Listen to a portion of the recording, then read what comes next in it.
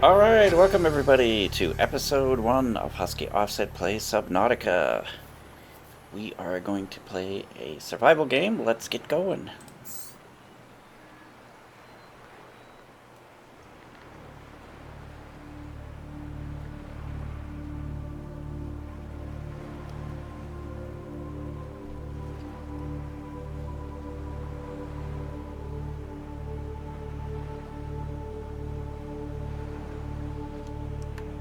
Attention. Hull failure imminent.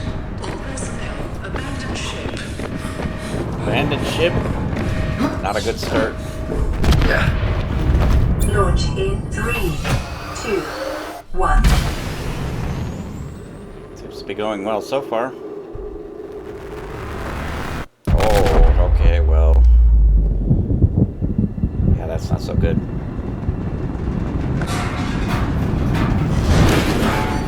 That looks dangerous.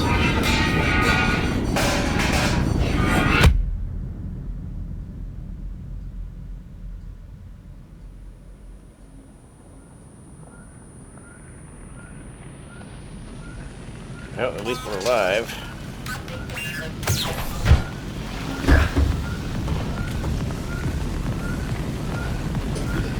Alright, let's get this fire out.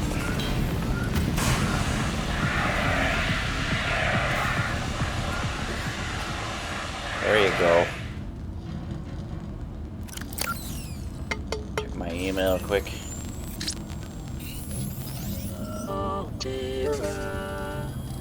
You have suffered minor head trauma. This is considered an optimal outcome. This PDA has now rebooted in emergency mode with one directive: to keep you alive on an alien world. Please refer to the databank for detailed survival advice. Good luck. Alright. Well, first order of business is to start grabbing medkits out of here as soon as they're available so that we have a supply. Next, I think I'm gonna hop out and take a look, see what's going on, assess the situation here.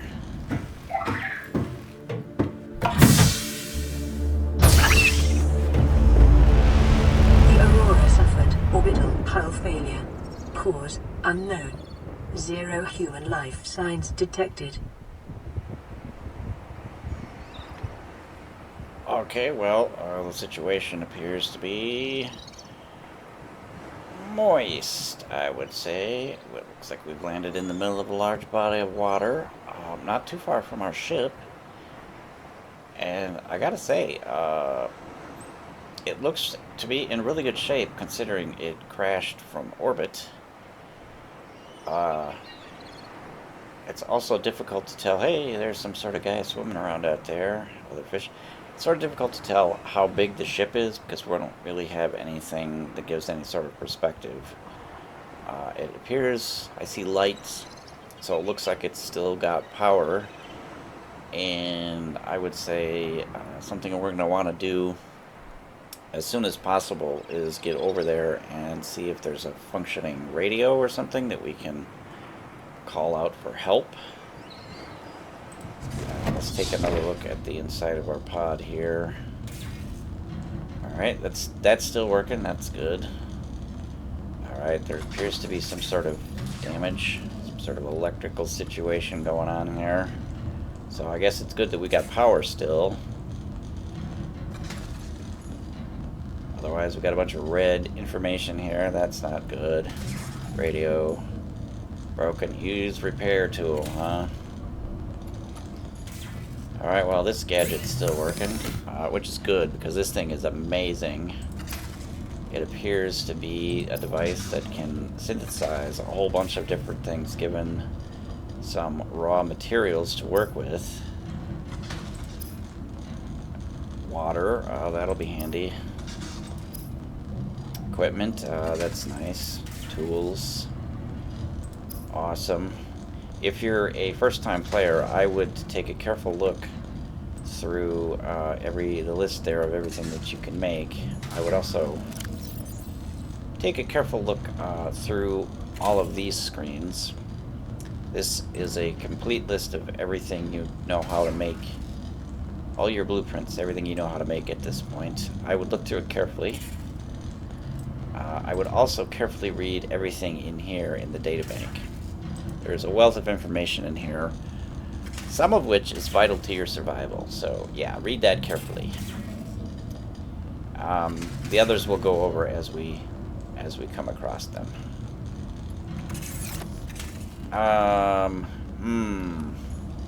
Well, let's kind of figure out what we should do.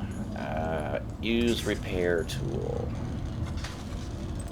There's a storage container here. Let's put away the fire extinguisher. We appear to be done fighting fires. Let's grab the water and one of the foods. I'm going to leave the flares in there. Let's also figure out what do we want to do next. Well, we're on a water planet, or at least in a very large body of water. We're going to be swimming around a lot, so let's make something to swim faster. Having oxygen to breathe would be good. And being able to defend ourselves would also be good. Now, to make these items, we need titanium and silicon rubber. Titanium and silicon rubber, so titanium we apparently can get from metal salvage, and silicon rubber we get from creepvine seed clusters, whatever the heck those are. Let's get in the water. Let's see what's going on down there. Hello, fishy. Well, it's pretty. Looking around, we can see various fish. Alien life forms may have unexpected applications. Utilizing alien resources is a proven survival strategy. Here is some sort of cargo box with a Seaglide, a wrecked Seaglide in it. Oxygen. And right now, apparently, all we have is the air in our lungs, which 45 seconds worth. That's pretty anemic, actually. We should probably get on a cardio program of some kind. Grab some of these fish here. These pink guys are easy to catch. Oh, hey, there's some of that metal salvage that we needed to make titanium.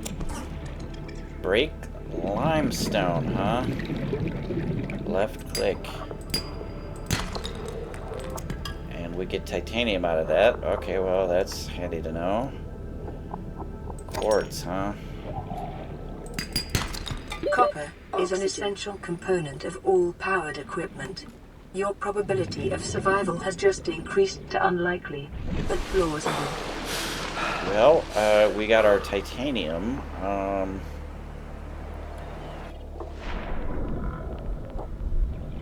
Let's investigate these vines. Those look like they might be those creep vines. Gary fish, huh? What's up, Gary? How about this guy? How about this guy? Come here, you. Oh, haha, we caught you, bro. These guys are quick. Oh, it's Ring Around the Rosie with this dude. Oxygen. And FYI, you swim faster if you're not holding anything in your hands. So that's a good thing to do, is to put away whatever you've got in your hands if you're trying to chase something. Oh, look at this guy. Look at this guy. Okay, these are those seed clusters. Let's grab ourselves a few of those.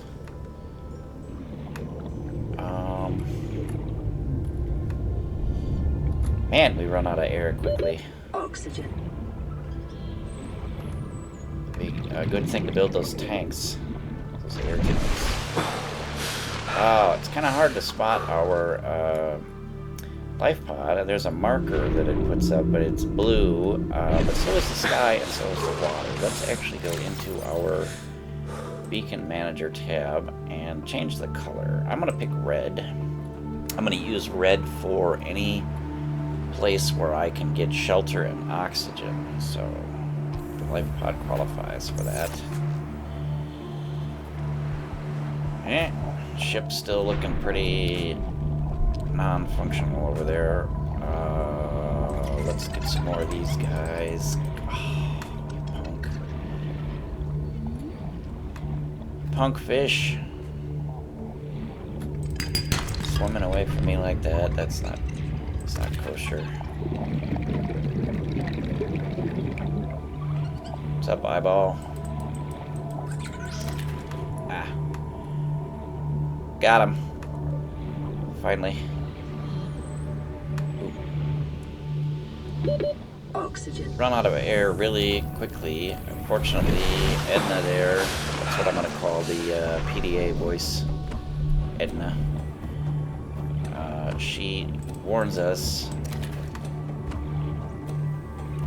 Alright, now we have a variety of fish. Detecting increased local radiation levels. Trend is consistent with damage to the Aurora's drive core sustained during planet fall.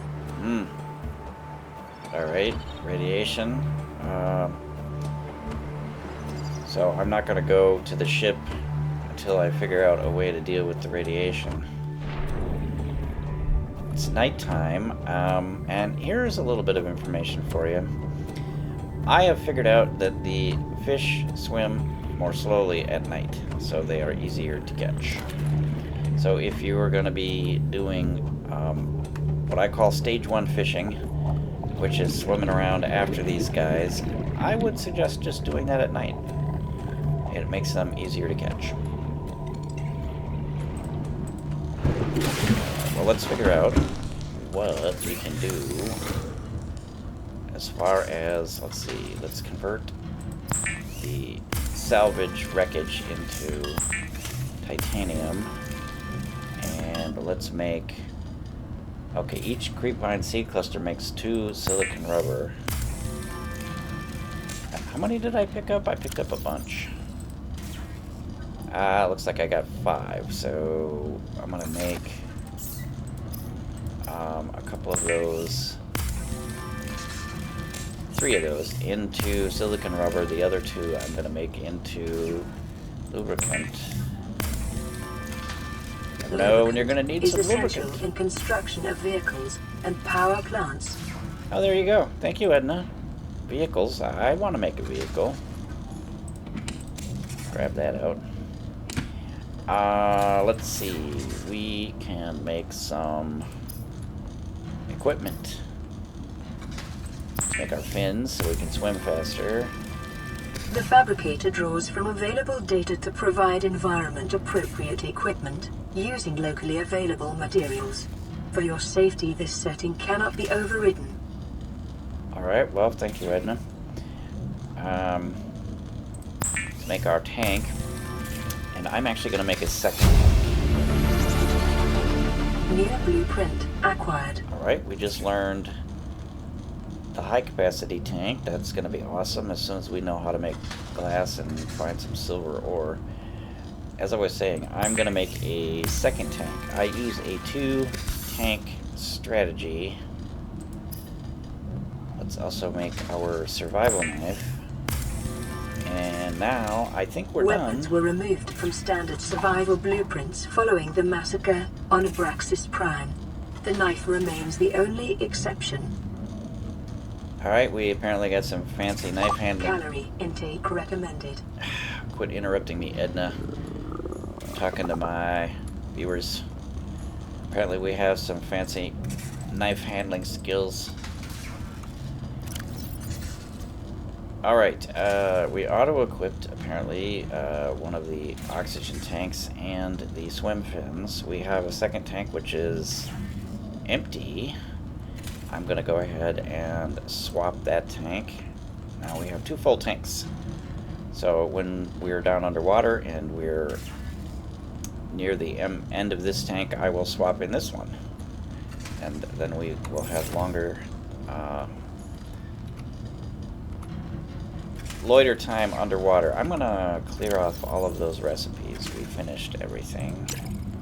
Let's make some food. We're getting hungry there. The food thing is flashing red. I'm gonna go ahead, let's see, water. And apparently we use bladderfish to make water. Let's make water. How about cooked food? Cured food. Well, let's take a look at cooked first. I'm gonna go ahead and cook one of everything we have. The fabricator cooks small organisms while disposing of the skeletal structure, bodily fluids, and internal organs, thus rendering them safe for human consumption. It is common for those accustomed to synthetic foods to be repulsed by eating an animal carcass. Remember that humans survived this way for millennia. You can too. Consider disguising the flavor of unsavory meat with salt or locally sourced herbs and spices. Cured food. Apparently that's what you need salt for that. I have no salt, so let's look at the food we made. Alright, cooked peeper, 32 food, 5 water. Garyfish, 13 and 5. Bladderfish, 16 and 4. Hoverfish, 23 and 3. 21. Looks like cooked peepers are the way to go. And it has this... Oh, and then the numbers just went down. So apparently this green bar is their freshness, and as they age... Wow, that one is going quick. As they get older, they spoil, essentially, and the value goes down. So I'm going to go ahead. Vital signs stabilizing. And we will eat those. So the lesson here is...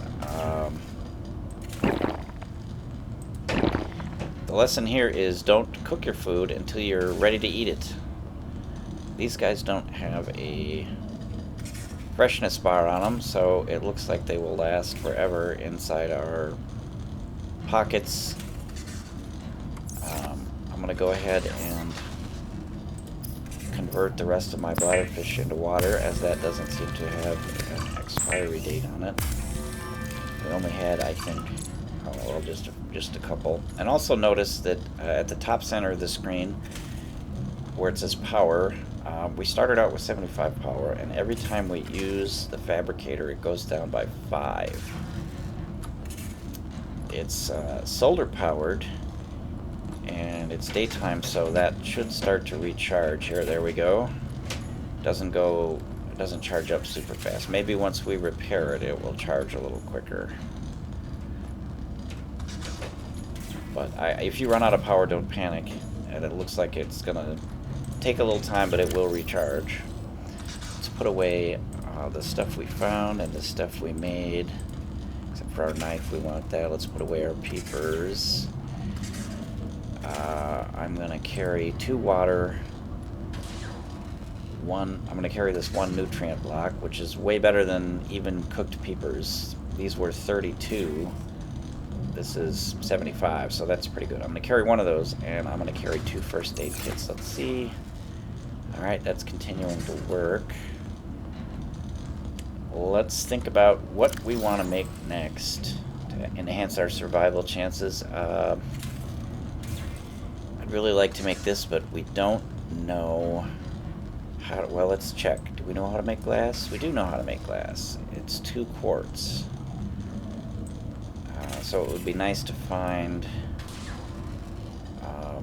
some silver. Once we've done that, we'll revisit this high-capacity tank. I also have these engineer's duffel bags, which increase our storage, our carry capacity. 2 rows, 4 rows, 6 rows, and each bag 2 requires bag 1 plus something called synthetic fibers. Bag 3 requires bag 2 and something called aerogel. We know how to make silicon rubber, but we don't know how to make fiber mesh. So we'll keep an eye on that as well. How about our tools? Well, repair tool would be nice. Silicon rubber, cave sulfur. Titanium we know how to do, silicon rubber we haven't run across cave sulfur. Scanner, battery, flashlight, battery and glass. Well, we have a couple of things now that would like to require glass, so let's pin that. Battery. Copper ore. Didn't we find copper ore? We did. We found a couple of copper ore.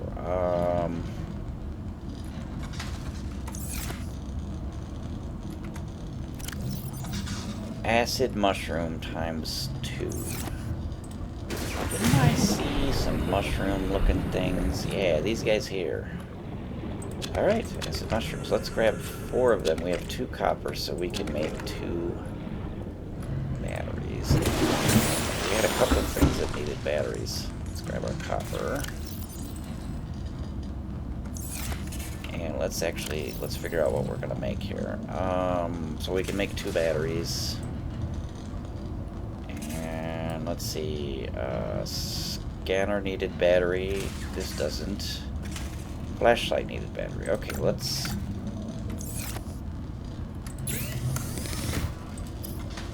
make 2 batteries, and we have new blueprint acquired. Okay, we learned this power cell, which appears to be a larger power source for high capacity mobile power source. Alright, well, let's make a second battery. We don't have anything that needs the power cell, so we're not going to make one for a while. Let's grab titanium. And now we can make a scanner. Let's make a scanner.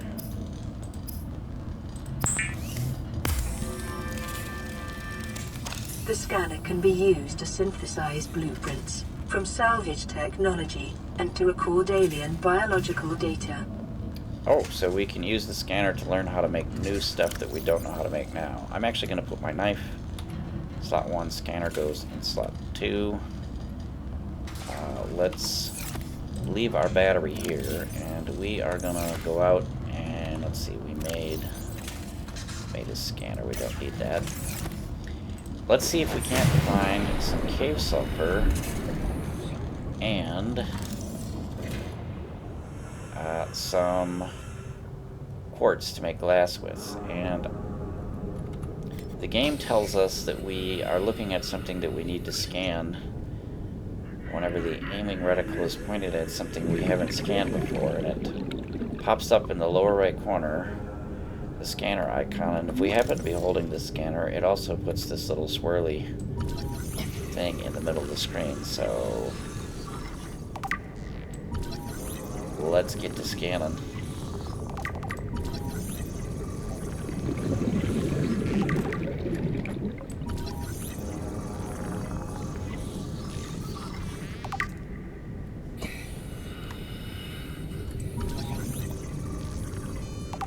We have all sorts of stuff to scan.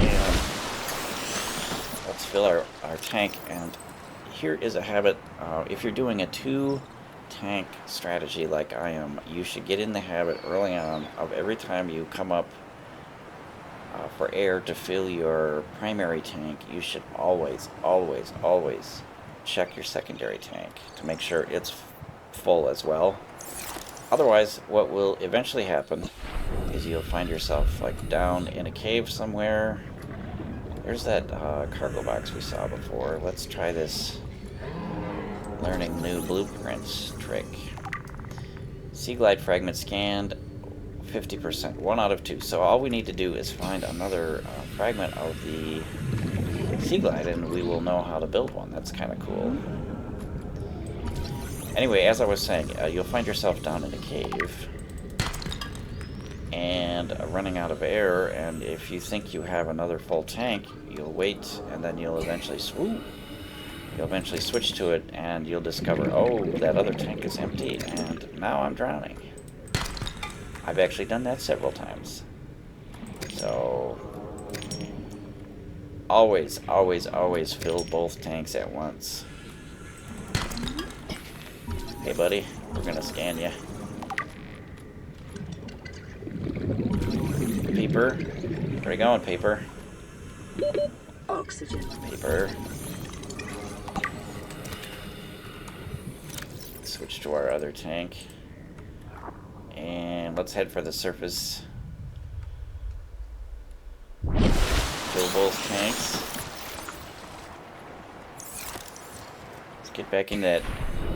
This is some sort of tube formation. Let's see what else we got in here. Creature egg. I'm actually not going to pick that up because there's really nothing we can do with it until a bit later in the game. So it'll just take up space in our inventory until that time. I am going to grab myself a bunch of quartz, and I'm also going to look around. Continued degradation of the Aurora's drive core may result in a quantum detonation. Continuing to monitor. Thank you, Edna. I'm going to look around for anything that looks like sulfur.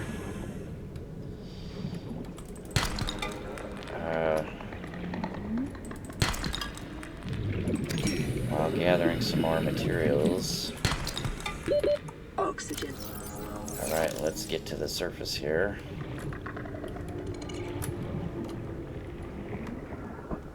Fill our tanks. Oh, there's a limestone hiding away. Not from us, though. We saw it. Alright, well,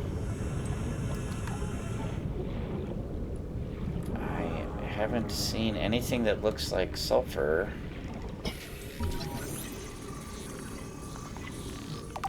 At least not yet. I'm also keeping my eye out for more of those cargo boxes. It seems to me that when we were swimming around initially, we saw a couple of them. What are these?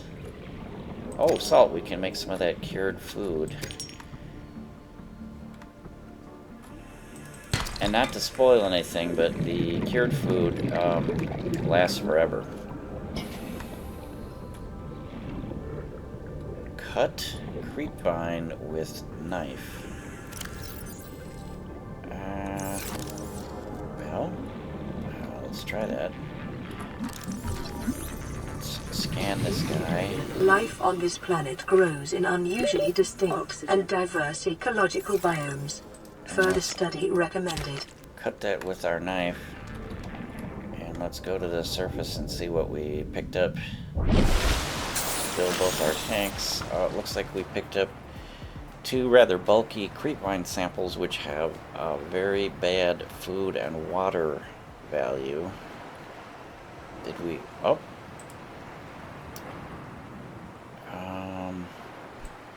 Says we learned something new. Power cell. Okay, well that was the power cell. Oh, look!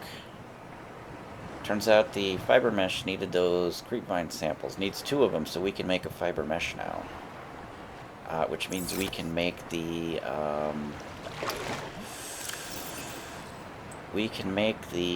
engineer's duffel bag. Awesome. Let's swim our way back to our Lifepod. Ooh, birds. Or is that birds or debris? Oh, wings are flapping. Those are birds. Those are birds. That guy's kind of fast. All right, let's make a duffel bag.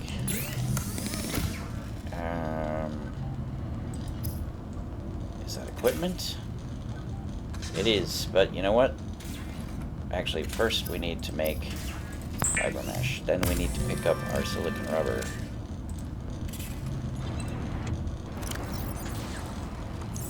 Now we can make our engineer's duffel bag. And again, this is something that's added by a mod. If you're running unmodded, you will not have this. You will also not have this second head, body, hands, second hands. This is for our bag there. Now we have 2 more rows of storage, which is awesome. We needed a glass for a number of things. Oh, look, our power is coming back up. Let's make some glass. And let's see, our flashlight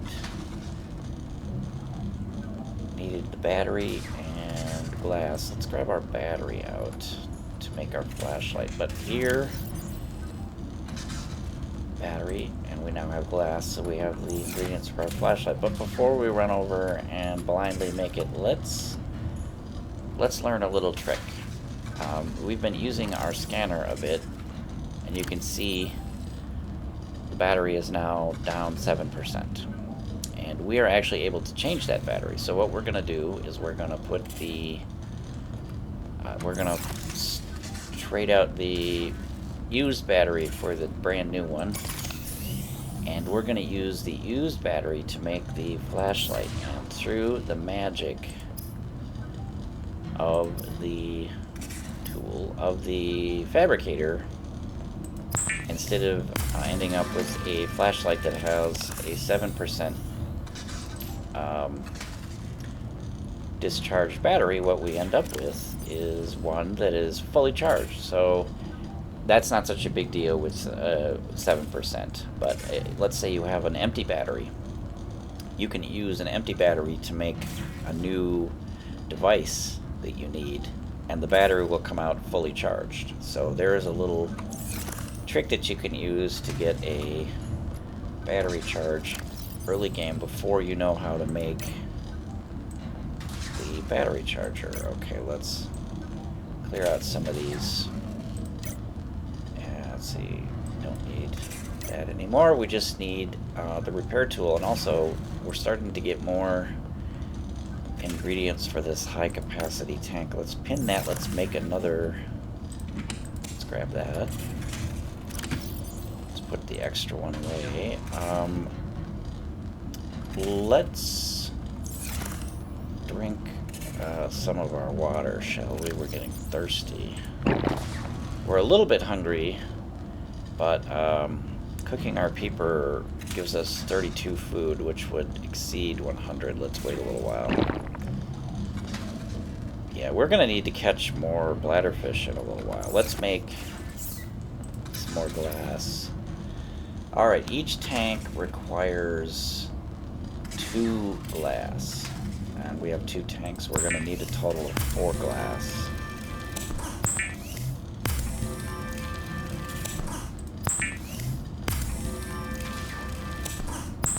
Alright, we have our 4 glass. That's pretty handy. We just need now, and we have the tank. Well, we have 6 out of 4. Each tank requires 4 titanium. We have 6. We are going to need to find some more titanium, and we still need to find silver. Let's put away all of these things. Oh, let's grab 2 peepers, and let's make some preserved, cured peeper.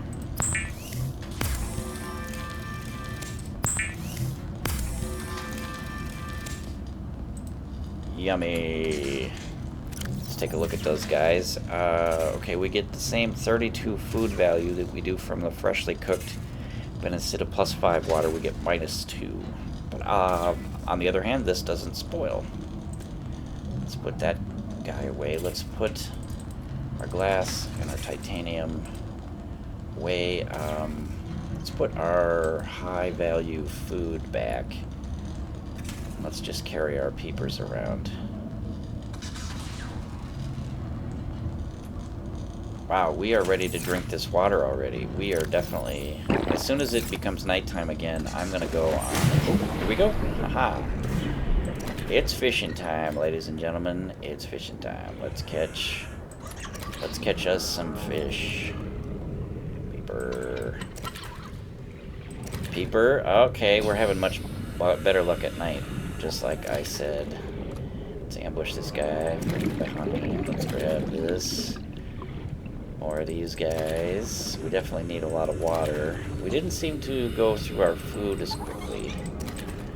So let's catch more bladderfish than peepers.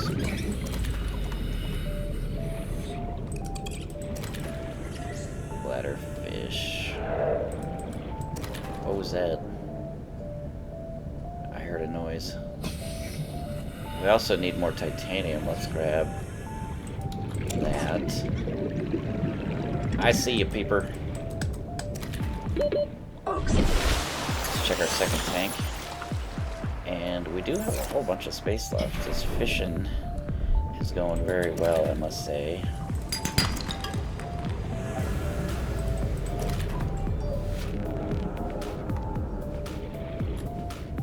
And I'm receiving texts in the real world.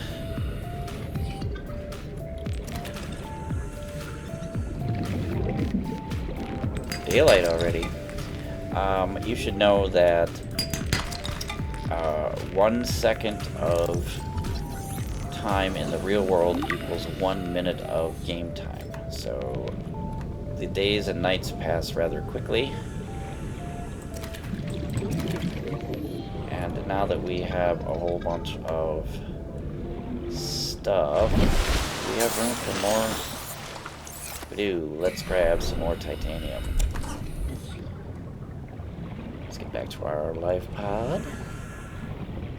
And maybe we have room for one more bladderfish.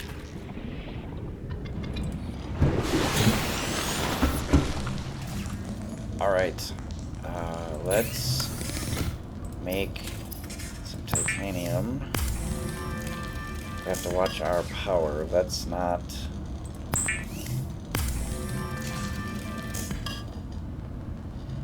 Let's not, let's see, what do we have? We have a bunch of bladderfish for water. We are now hungry enough. Let's actually cook a fresh peeper and eat that right away. That should fill us up mostly there. That's good. Did we have another... We don't have any more salt. No. Alright, we are going to run out of space in our thing. Let's convert our bladderfish to water.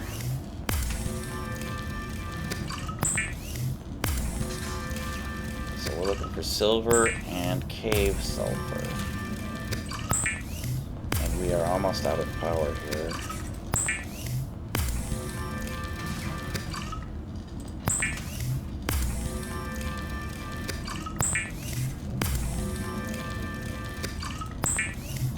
We are now out of power. Since it takes 5. Oh! 6. It's charging back up. It's during the day. Let's see, do we have any more? We do. That'll take us down to 1 again. Alright, well, let's put our peepers away and our bladderfish and all but 2 of the water. Oh, we're full.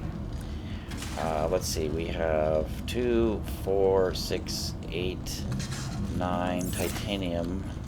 There is a... Oh, we have to wait for that to charge up. I was gonna make a couple of waterproof lockers. We're gonna have to wait for it to charge up again before we can make the second one. Hopefully it won't be too long. Come on, son, charge us up. Oh, there we go. We can make our second one. And you can't put these inside your Lifepod. They're made to go outside. So let's swim down a little bit and we'll go ahead and deploy both of these lockers. And let's call this one, we're gonna put our titanium in here, because we had a bunch of titanium. Titanium. And this one is gonna be everything else. So our 2 copper go in there. Let's go grab some more stuff. I'm gonna keep things that we have manufactured and food-related stuff in here. So let's grab.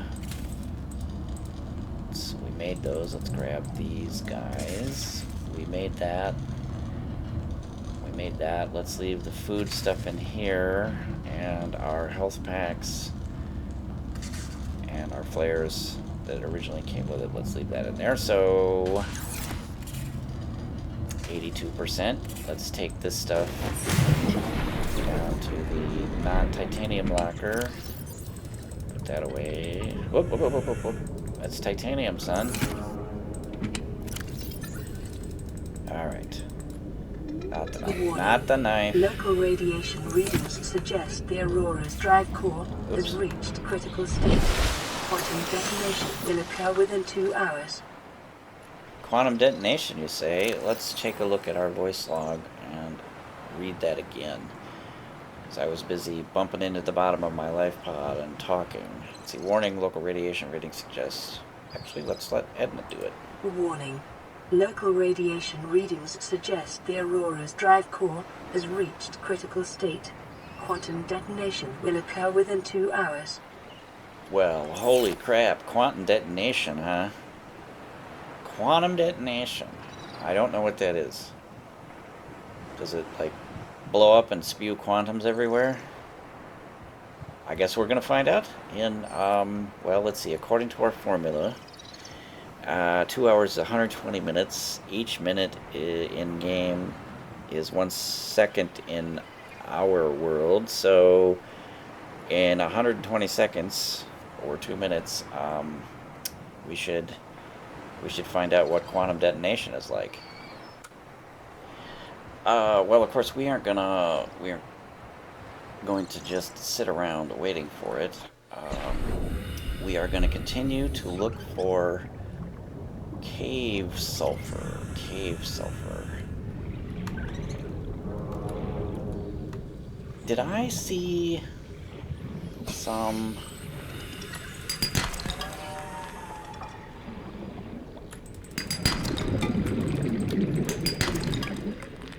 I think I saw caves off of the end of this tube when we swam through. We were yeah, there's openings. So there's caves in there. Let's take a look.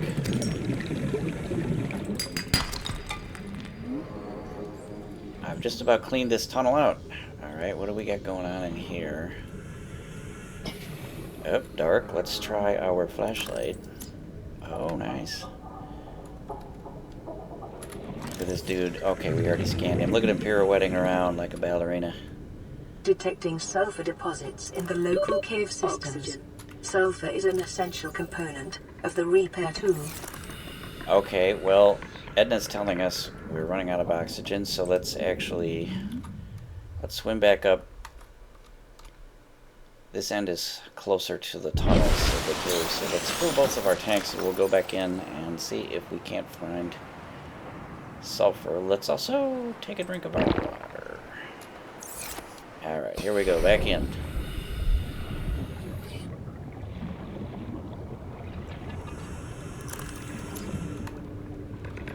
We've got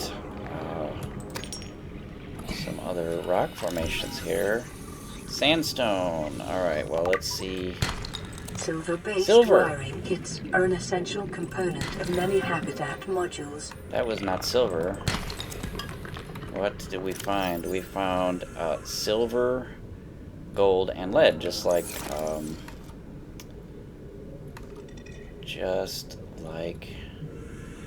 we were hoping. I'm still not seeing anything that looks like sulfur, but I do see some more of this. And I do see some more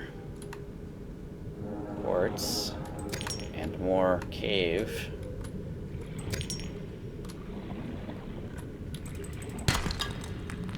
we're getting to the point now where there's even more cave. And Oxygen. yeah, we're running out of oxygen. Let's switch to our backup tank and swim ourselves back to the surface and fill up our tanks again. And we'll try the other side. Maybe we'll have better luck over there. And while we're filling our tanks on the surface, I'm going to take a quick look at the databank. We've got 10 new entries, so everything we've been scanning has been creating an entry in here. And if we look at specifically the geological data, we scanned the limestone, and just like we found out those contain either titanium or copper, we just scanned sandstone, and those contain either lead, silver, or gold. So this is what we need to look for our silver.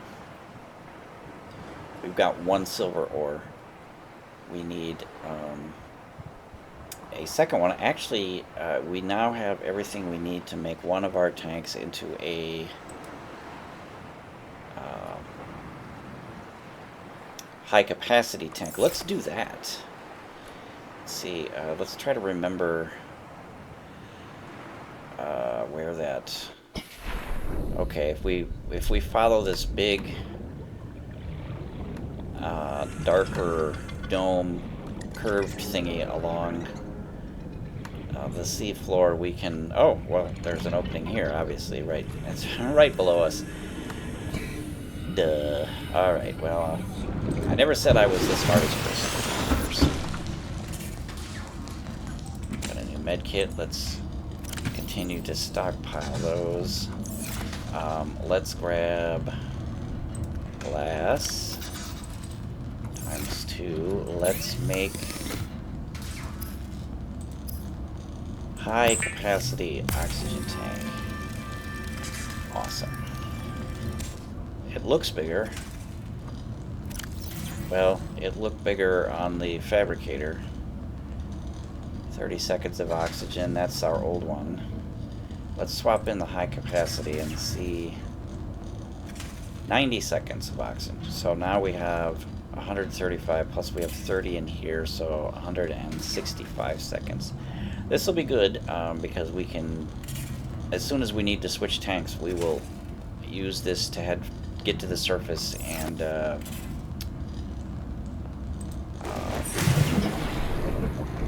fill our tanks. Alright, let's put away quartz and copper and lead and gold. And let's go back in the big tube. Let's go to the other end of the tube and go into that other cave. See if there's anything cool in there. Oh, here's a cave. Any sulfur in here? Edna, though, specifically said when we went down into that other cave, she piped up and said something about detecting sulfur. And it's getting dark. Let's see, we went in this side. Let's try this side.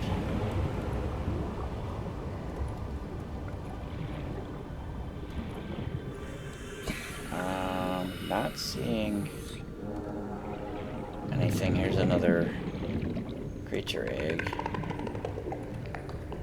Alright, well, that's not terribly useful.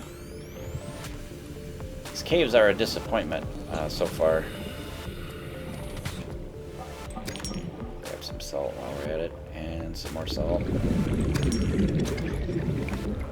Oh, and we should scan this. And we have just learned that the rain coral, as a byproduct of its metabolic functions, produces oxygen. It looks like it does it in groups of 3, and if we... Congratulations, survivor. You have exceeded your weekly exercise quotient by 500%. Data indicates that swimming was your favorite activity. Be sure to vary your routine for uniform muscle development. Yeah. Let's work on that cardio. Anyway, as I was saying, it looks like if we intersect the air bubbles, we can add them to our tank, which is useful.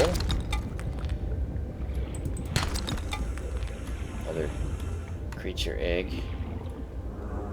How about some sandstone, game? We're getting limestone and salt. That's good. But I'm not sensing any sandstone love. We need it.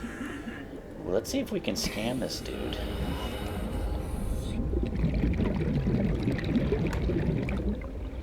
How they like to play with the metal. Isn't that adorable? Well, I guess I'm not going to scan them if they're going to run away from me. Stalker, huh?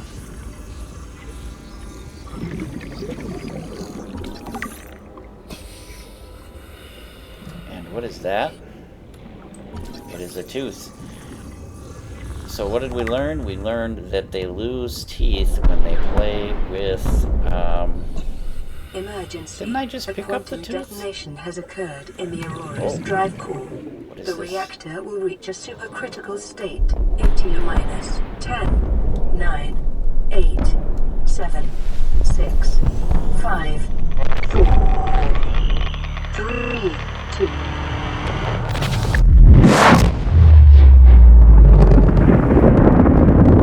Well,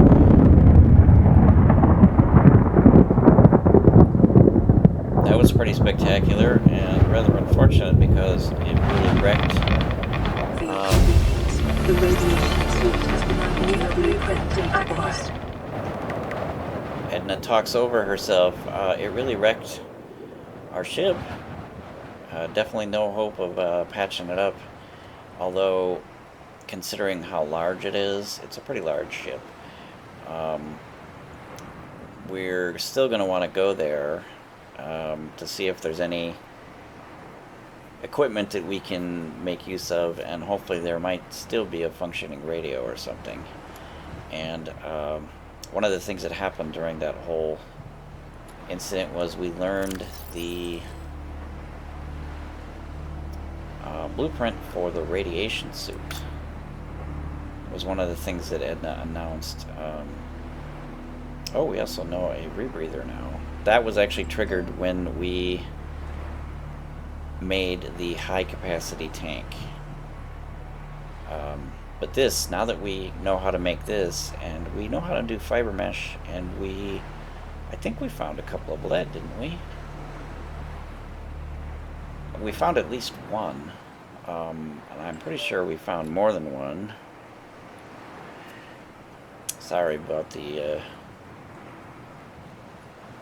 social media activity. So we should be able to, if we grab some more of that creepvine sample stuff, and as luck would have it, we are right next to some creepvines. How much storage space do we have? Oh, we've got plenty. Let's grab ourselves a couple more. We want to grab an even number because it said 2. We need 2 for each fiber mesh. So, and now it's nighttime. Oh, there's... I thought I saw a box. It was that scrap. Well.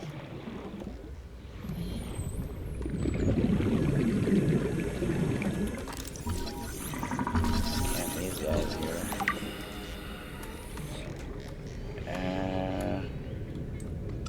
That's a peeper. Ooh, we haven't scanned these dudes yet. Rabbit ray, huh? Not so fast during the night, are you?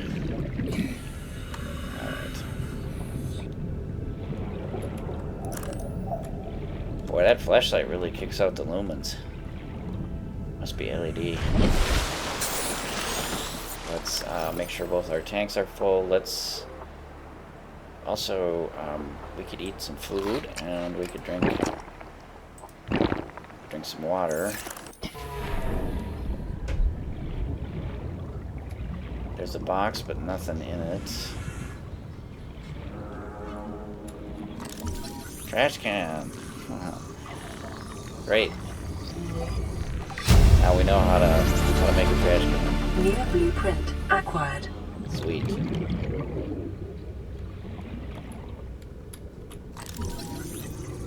Seaglide. Awesome. Now we know how to make a Seaglide. New blueprint acquired. And what is this?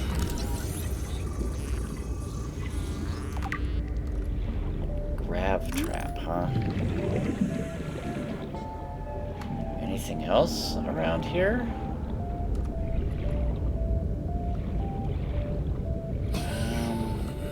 What is that? Beacon.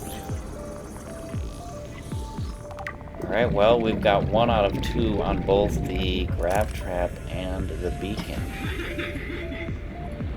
I'm not seeing... Oh, oh. Gotta look careful, because look at this. Awesome. New blueprint acquired. We are learning new stuff all of the time. I'm looking carefully, but I don't see any more scrap sitting around. Any fragments. I guess they're called fragments. Oh, and it's morning already. We worked through the night.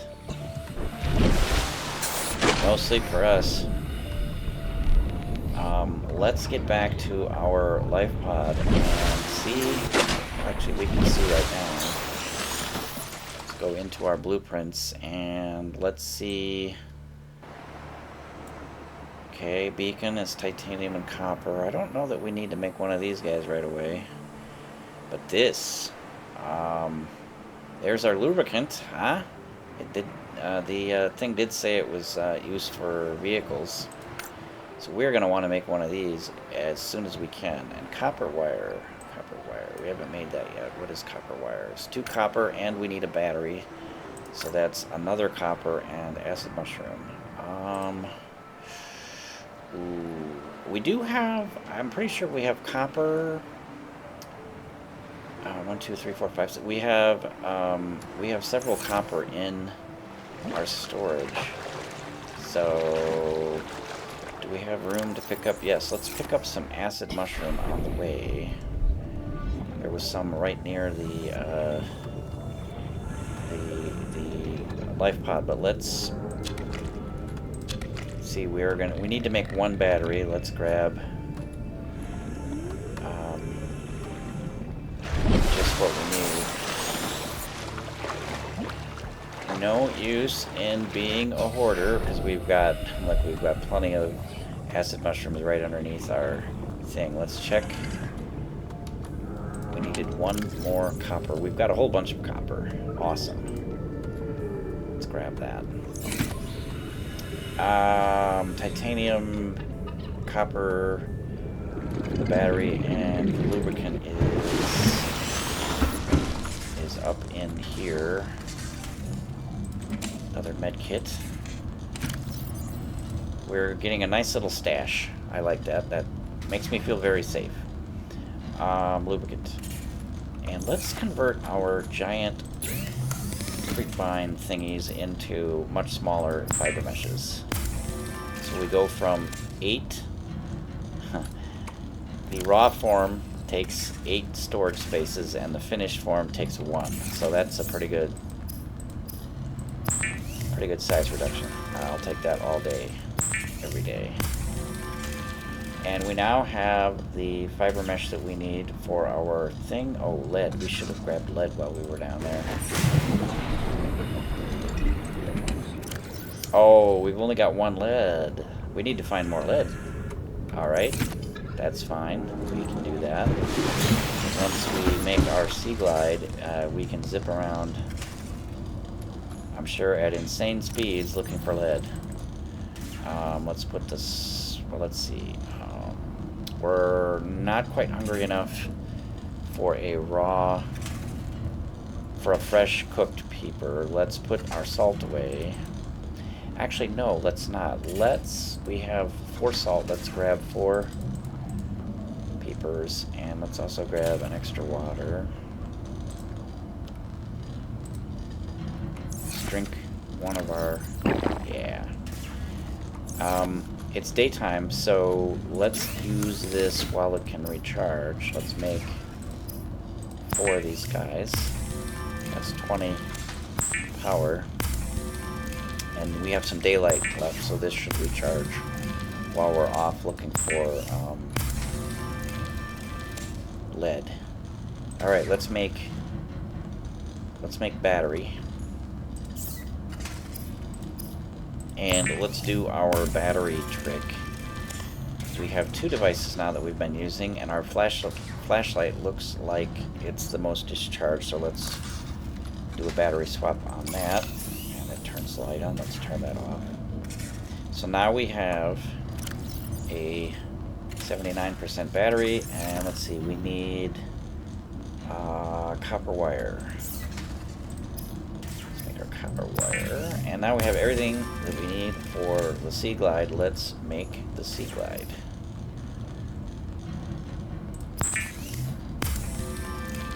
And through the miracle of the fabricator, we get... The Seaglide will increase your effective exploration range. For your safety, please pack supplies for long journeys and stay within 5 kilometers of the nearest Lifepod or habitat. Thank you, Edna. And now we are hungry enough... actually, no, not quite, because the fresh cooked peeper is 32 food, so we're not quite there yet. And speaking of which, we're carrying extra food. Let's put that away. So now we have our Seaglide in tool slot 3. Let's check it out. Oh, first though, let's get rid of copper wire, battery, Seaglide. Alright, we're still looking for... Did we pick up some more silver? I don't remember if we found some additional silver. Whoa! We go a lot quicker with the Seaglide. No, we did not pick up any silver. So we still need... one more lead, and we need 1 silver. And we still need cave sulfur.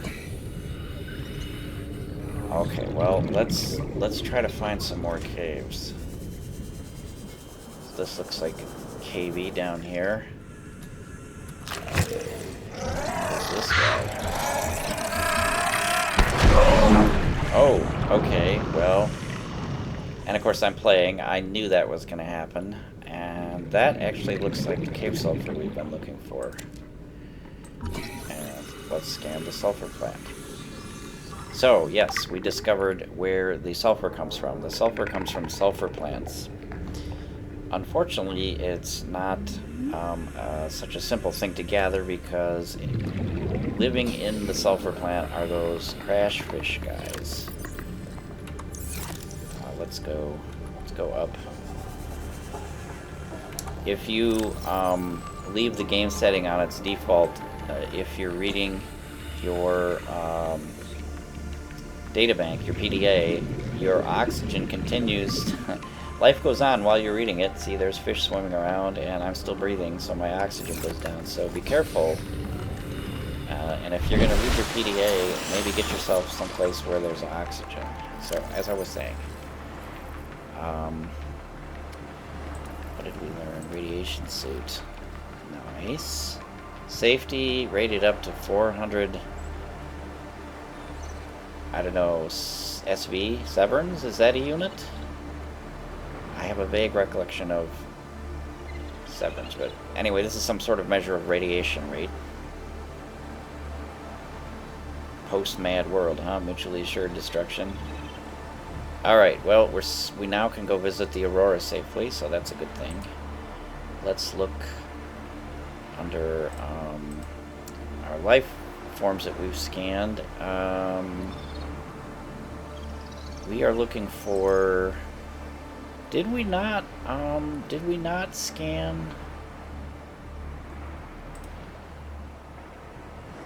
I feel like we scanned that thing, and didn't it say something about crashfish? Is it a carnivore? Oh, apparently it's a carnivore. An emergency defense mechanism based on mutually assured destruction. Oh, it's a joke. It's a joke.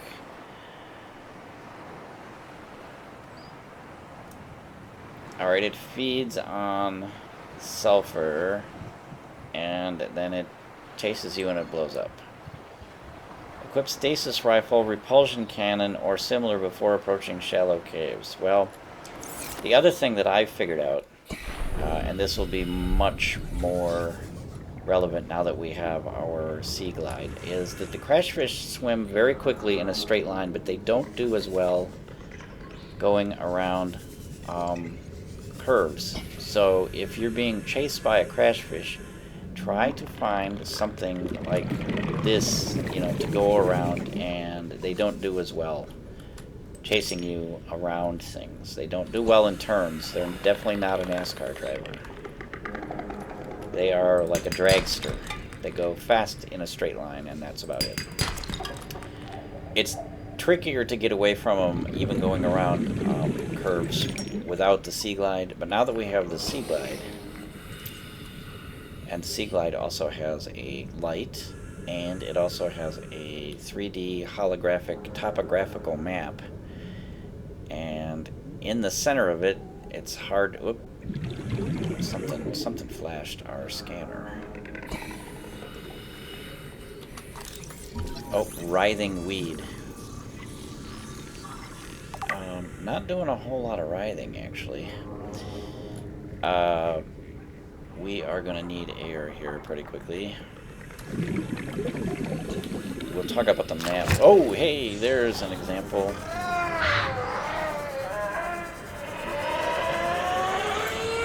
Yeah, we totally got away from it.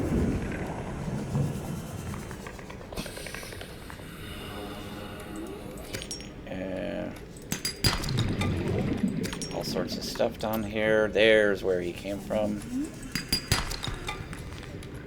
Take his sulfur.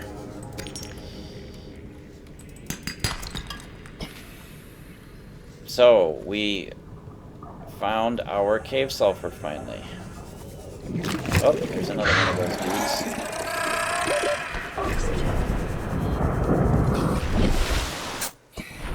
We ditched that guy pro style. Make sure both our tanks are full. And now that we have our cave sulfur, we are gonna head right back to our Lifepod to finally make our repair tool and get this thing repaired. I feel like we've been slacking here for quite a while.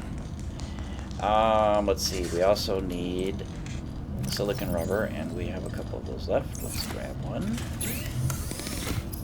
Tools. Repair tool! Alright, we finally get to cross this off our list. Ouch. What kind of an idiot does that? Let's also put repair tool in slot 6. And let us make with the repairs. Lifepod secondary systems online. Running full environment diagnostic and outputting results to databank. Alright, it seems to be venting the smoke out. That's nice. And it made some sort of entry in our databank about the planet. Oh, it's an ocean planet, you don't say. Well, we knew that because we were breathing it. Leviathan-class predators. Well, bears apparently big stuff that can eat us. Great. Water contaminated with high levels of foreign bacteria. Also great. Rescue unlikely. Hey, that's also great. Hazardous waste material suits. Hazardous material suit. Okay, well, let's repair our radio. Maybe we can tune in some rock and roll.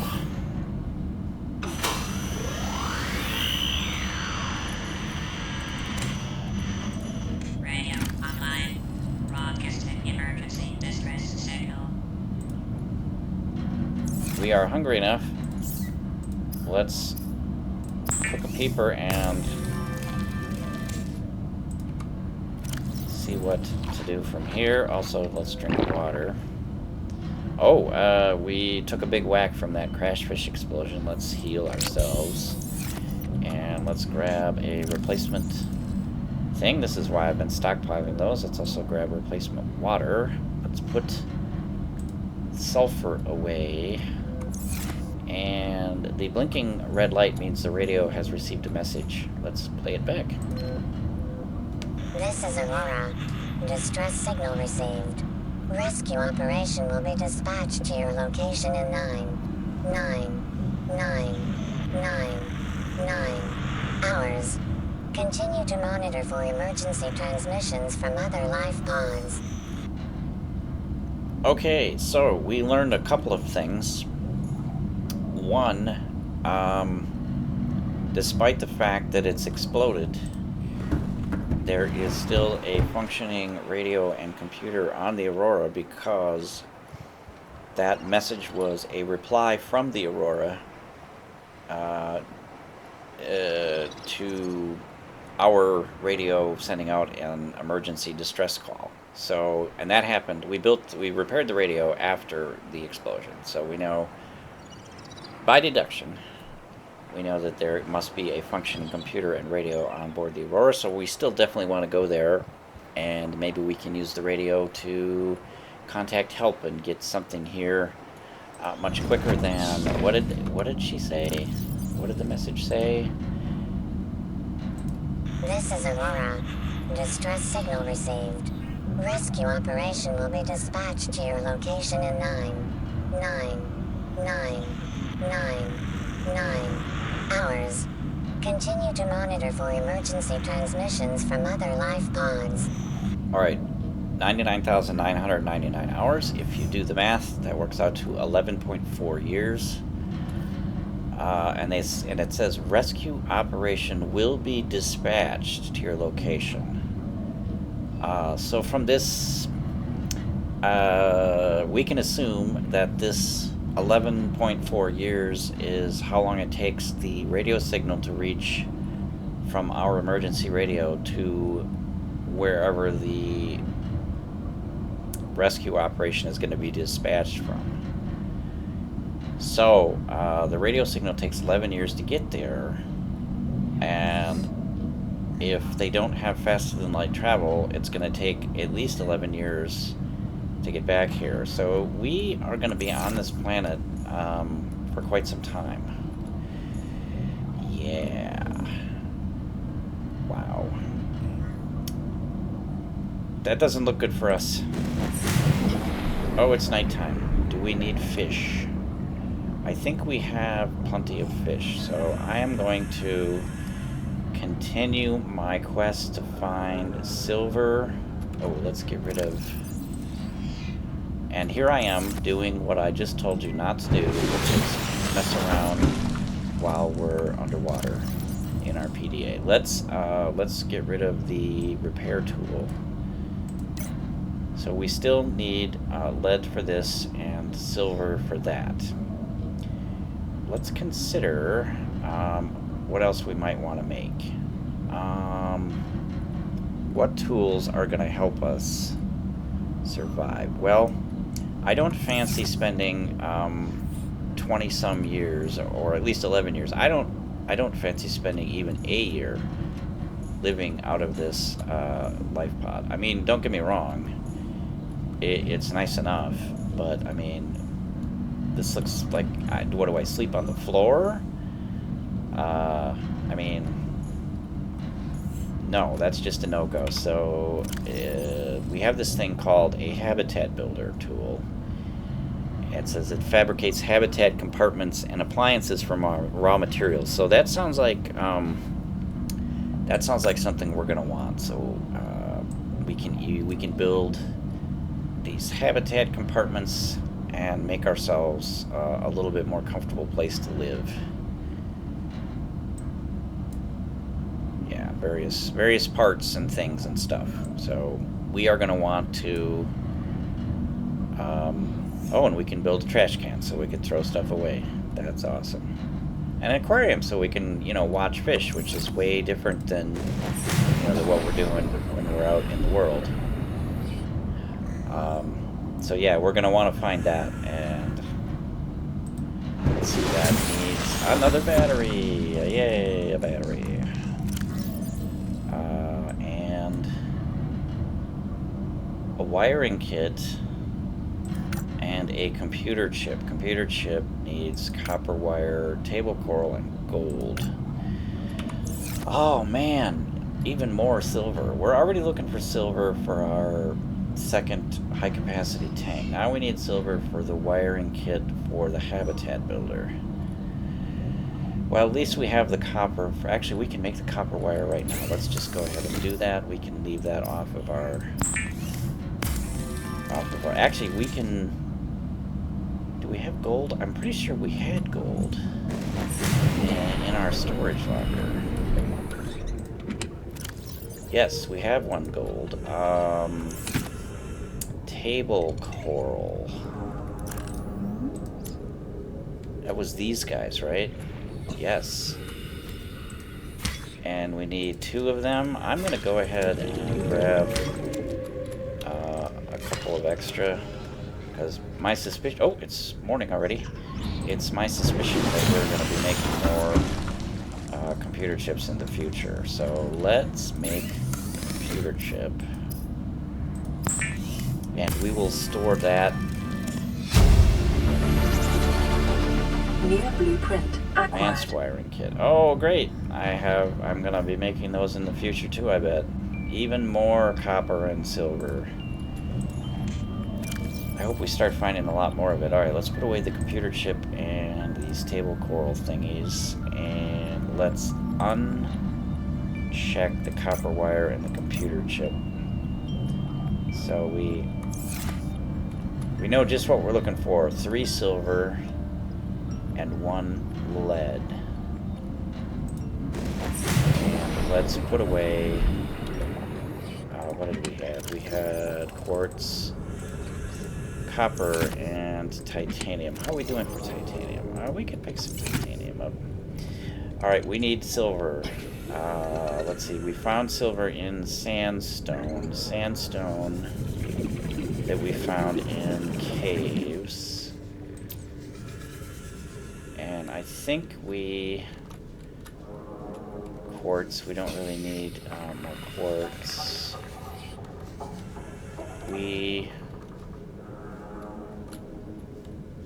Have we been all through this cave? Apparently we have. Alright, well, let's go find some more caves, because apparently we cleaned that one out. It is kind of fun to zip around with this Seaglide, though. I'm enjoying myself. Also, if we find more salt, let's pick that up. Copper. Oop, there's a sandstone. Silver, yeah, awesome. We needed 3. We have 1, and we need another one, which is also in sandstone. Keep your eyes open for sandstone, everybody.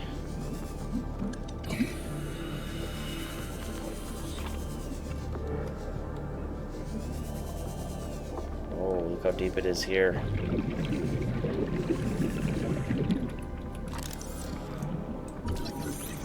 Aye. 30 seconds.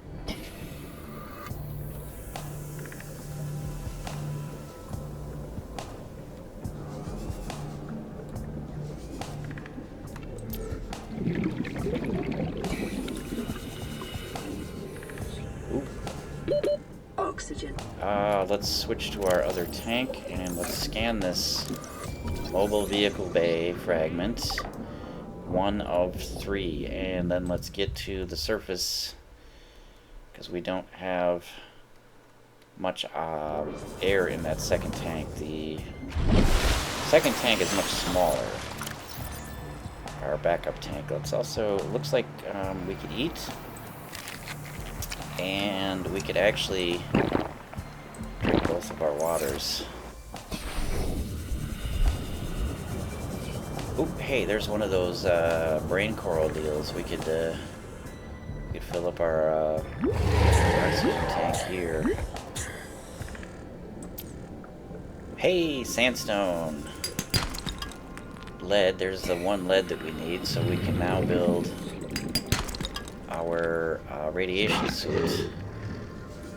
And I'm seeing something new over there. There's another sandstone. Hopefully silver! We only need one more silver. I'm starting to feel more optimistic, just like this guy here, just spinning around in a circle. Let us scan this drooping stinger.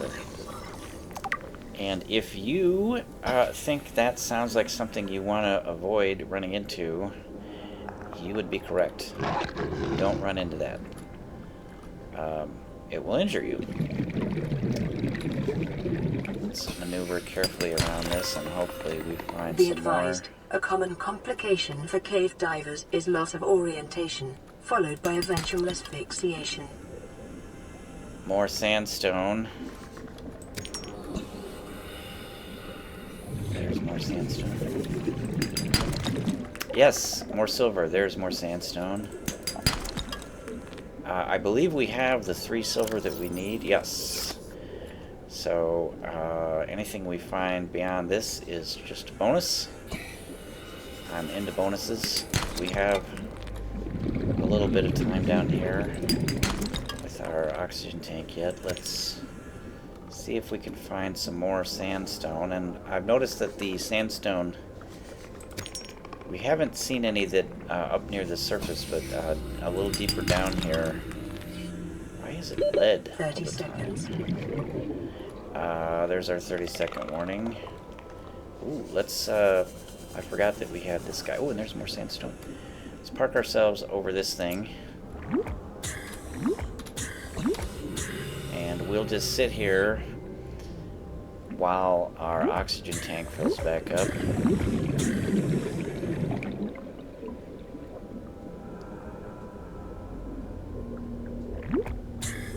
Groups of 3.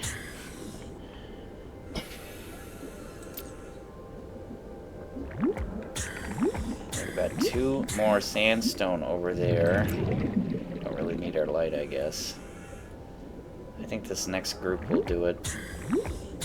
Yeah, there we go. That's as full as we need it to be. Gold. Another silver, yay! I don't know what we need gold for except for the occasional computer chip, but we are gathering some of it, and we have also managed to find a small stash of lead.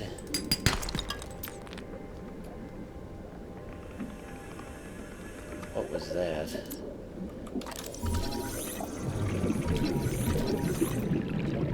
It is your primary directive.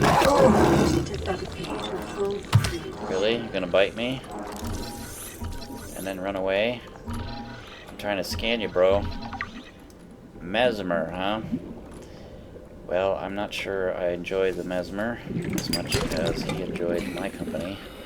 That's what they do. They have those 4 like leaves that they spread out and they aim at your face and it hypnotizes you, and you apparently feel like you should swim towards them slowly, and then when you get up next to them they try to feed on you. They nibbled us a little bit. Our health is now down again. Oh, we need to get to the surface.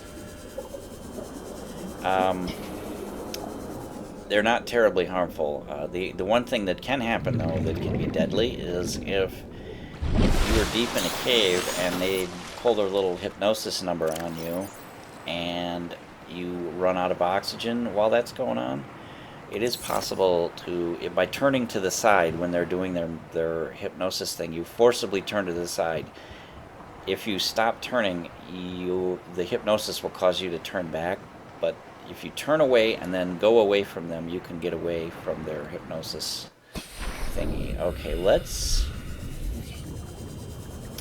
go back to our Lifepod, and we can now make the radiation suit, and we can make the wiring kit, and we can upgrade our second tank to the full size. So we have gathered enough silver to do everything we need, which is awesome.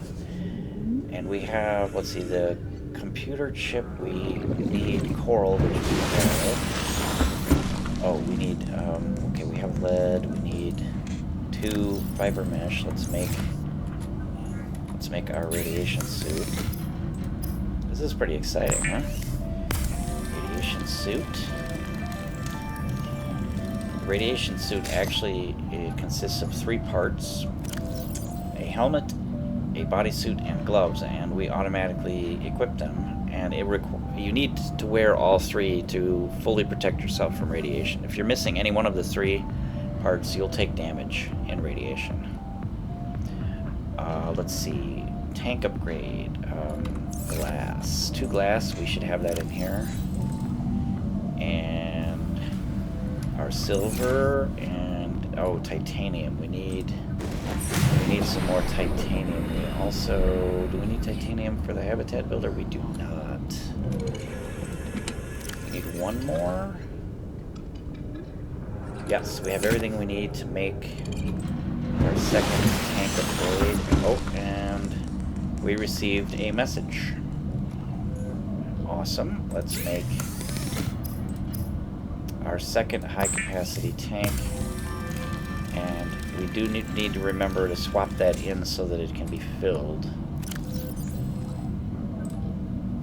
Alright, now we have our backup tank is also nice and beefy. I like that.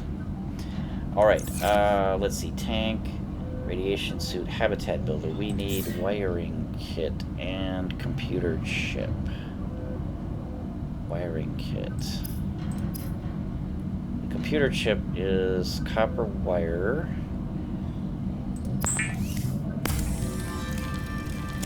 So, copper wire, gold, and table coral. We apparently are carrying the gold, which is lucky for us that we managed to find some gold, and we need these 2, and we can make computer chip, which means once we've done that, we should be able, oh, and battery. Oh, we need battery. Copper. Do we have a copper on us? Yes, we do. And we need 2 of those acid mushroom guys.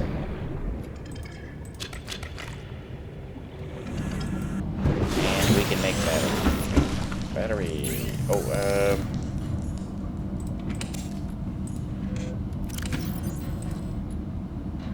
oh, let's go ahead and use that immediately. I like to get to full health. And while we're here at our storage, let's grab a drink of water. Man, we are going to need to fish up some water already. Actually, no, we can make them.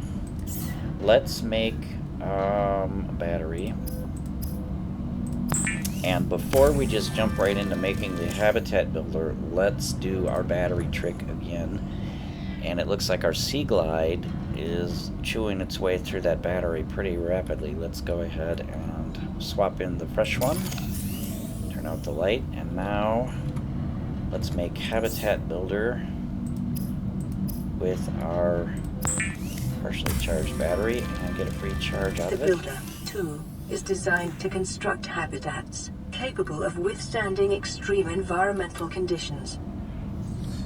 Well, that is a sweet deal, and now we've made everything on our list. Let's clear our blueprints and see what we need to put away. Oh, we were gonna make water. And we still, I mean, we're down to our last 4 waters. We're gonna need to fish up some water as soon as night rolls around again. And now we're hungry enough. Let's cook a fresh peeper, and we'll have ourselves a little meal, some sort of daytime meal, it looks like. And we need to put away a whole bunch of different materials here. Quartz, copper, lead, gold, and we got 1 silver. Looks like we don't need to gather quartz for a little while, or copper. And we've got a small amount of lead, a tiny bit of gold, and a very, very tiny bit of silver. Well, let's listen to this message. I'm pretty excited. Land re-recorded distress call. This is Ozzy from the cafeteria. What the hell, guys? They didn't warn us this might happen. Our pod was almost crushed by the Seamoth Bay on the way down. Now we're hanging on the edge of a cave system, and this grim-looking snake thing's trying to eat through the hull. Come get us already. Signal location uploaded to PDA. Ozzy from the cafeteria losing his crap out there. Although I can't really blame him because what did he say? Grim-looking snake thing? Oh, and another message immediately. I'm actually going to ignore that. That is a way for you to control pacing of the story by ignoring messages. And I've discovered that the messages come in one at a time. They don't stack up. Like if we ran around in the game for like days of game time, like gathering resources and building stuff, which we can do now that we have the habitat builder, which is going to go in slot 8. My next step is going to be, well, first we're going to go rescue Ozzy from the cafeteria. Now that we have our Seaglide, we'll zip out and see if we can't help old Ozzy out. He might have like cheeseburgers or something since he was from the cafeteria. Do we have some more? Yes, we have some preserved people. 2 food, 2 health kit, 2 water. And actually we're ready to drink another water. Let's do that. And I'm gonna poke my head out and see if it's nighttime. If it's nighttime, yes. We are gonna catch ourselves some bladderfish and probably also some peepers if we can. But primarily we know we're short on bladderfish, so we definitely want to grab a few of those. A couple of peepers wouldn't be amiss. What was that noise? Oh, we haven't scanned one of these dudes yet. These, oh, what is... That's not good.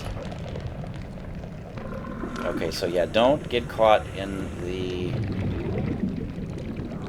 You know how you, there's a saying, don't eat the yellow snow? Well, don't get caught in whatever that stuff is, because it hurts us. These guys are the cause of it. They shoot out those gasopods. I call them farting manatees. They emit those little glowing globes whenever they get scared, and they get scared quite a lot. They're scared all the time. And those things are, I don't know, corrosive or toxic or something. So don't go through that stuff if you can avoid it. And that wasted all of our night, practically. Let's grab a peeper. That was a peeper with its eyes closed, very easy to catch. I like that. I think all peepers should close their eyes all the time. Makes it easy for me to catch them. Or go in a circle. Dancing peepers. Gotta love it. And you guys could knock it off with the noise too. I mean, you're lucky I don't try to sleep. I haven't slept yet. We don't have a bed. If I was trying to sleep and you were making that ridiculous noise, I don't know what I would do. I might murder you. Oh, there you go. Oh, we got you. All right, let's. We gathered a nice little collection of peepers and bladderfish. Let's make water.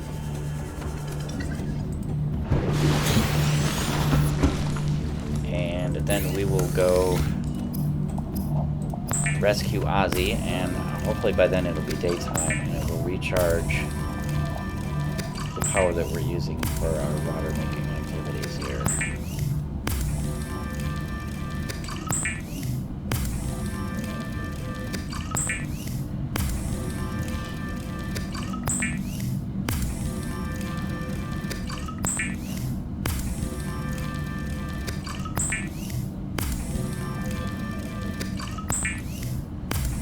we are getting down there in power. Did we find any more salt? No. Let's put our peepers away. I'm gonna take 3 water with me because we're about ready to drink. 1, 2, 3. We've got 2 food and 2 health kits. And there is a marker for Ozzy's location there. Let's go ahead and it's like 500-ish meters away and 100 meters down. That's what the 100 in parentheses means. So we're steaming right along. And the sun's coming up. That's awesome because while we're away doing this adventure, our batteries in the Lifepod will recharge.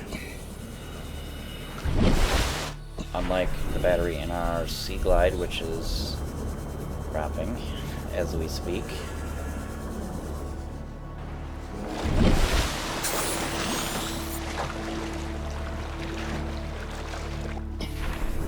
Okay, what was that? Because we just spade fish, eh? There is his Lifepod, and it doesn't look that promising because there is a giant hole in it, and there's also some sort of psychotic whatever that is. There's this Seamoth fragment. Short-range scans suggest this biome supports extensive biodiversity and connects to a number of small cave networks. Yeah, it's ripped open and there's no Ozzy. There is a PDA, which is a voice message. We will listen to that. Integrating new PDA data. Ozzy's log. It's the day of the crash. I don't know what the heck is happening. I'm scared and I'm not going outside. There are shadows in the water under the hatch, but I can't tell if they're rocks or aliens. And there's weird-looking caves nearby. The Aurora was carrying everything needed to build the phase gate. Mobile vehicle bays, bioreactors, propulsion cannons. It had a cinema. There was a zero-G gym. My cafe. I don't understand how we're here now. I don't know why no one's coming for me. Rip Ozzy. Well, I mean, we have to assume at this point that the weird-looking snake creatures that he was talking about are what broke into his Lifepod there and destroyed him. Now, there was, he did say in his first message, he said we were almost, something about almost being hit by the Seamoth Bay on the way down, which leads me to believe there's going to be more Seamoth parts scattered around here, and I see something over there that looks like it might be a part, but there's this, through the murk you can see kind of a sparks and stuff, so let's check that out. That looks like a chunk of the Aurora. So we are going to investigate this and hope that we find more Seamoth parts. We have 1 out of 3. Passing 100 meters. Oxygen efficiency decreased. Here is 2 out of 3. Edna is telling us that we're using more oxygen because we're down deep, because we don't have that rebreather. Here is a scanner room part. That's also 1 out of 3. Integrating new PDA data. Our oxygen is going quickly. Let's look around and see. There's another. Local scans show a nearby cave entrance, depth 90 meters, leading to an unknown environmental biome. 30 seconds. Alright, well that butthole interrupted our scan of this. And now we're running out of oxygen. Oxygen. And it bit us. Whatever it was. That thing, yeah. You, crazy. Psycho. Stop chasing us. Alright, let's head for the surface and we will fill our oxygen tank and go back down and see if we can't find some more parts. We've got... found 2 things, and we have We have now 2 out of 3, I think, for both. Oh, yeah, 2 out of 3 for both of them. One was the Seamoth. 2 out of 3 on that. And the other one was Scanner Room, I think it was called. Yes. So I'd really like to finish both those up, especially the Seamoth. That would be very useful. It's a little one-man submarine, which would help us quite a lot. I mean, the Seaglide is okay, but having a little submarine which supplies us with oxygen and protects us and goes faster than this thing, that would be awesome. Looks like a giant salt over there. And there is something down here, this round deal. Passing 100 meters. Oxygen efficiency decreased. Bioreactor, 1 out of 2. Alright, that box is closed off. Okay, that is a scrap. That is a scrap. Nothing in these. Whoop, there's another one of those bioreactor deals. Now we know how to make a bioreactor. New blueprint acquired. I don't want to be a whiner, but I'd really prefer a Seamoth, frankly, to a bioreactor. Here's a salt. We are running short on salt. We have plenty of quartz. I thought I saw a... Oh, there's that guy again. Let's see if we can't get a scan of this psycho sand shark. And I'll give you a little hint about the sand sharks. Is the crashfish go really fast in a straight line. Sand sharks seem to be genetically incapable of traveling in a straight line. They like spaz out. They can't seem to travel very quickly in a straight line at all. They seem to... 30 seconds. Look at him, he's just like freaking out and spazzing around. They go under the sand. I mean, that's why they're called sand sharks. Let's get there. We finally finished the scan. There's integrating new PDA data. Sandstone. Let's get our second tank. And I thought we saw... There's more sandstone. And our hearing is going away because we changed tanks underwater. But it will come back. Lead. There's another sandstone. He was talking about caves. This looks like... he said something about weird caves. This looks like what he was talking about. That is like a deep hole, which I'm not crazy about going into. There's more salt. Because since we don't have that rebreather... Oh, and what are these guys? Floater, eh? Before we forget, we're on our second tank, so let's go up and fill more oxygen. Fill both tanks.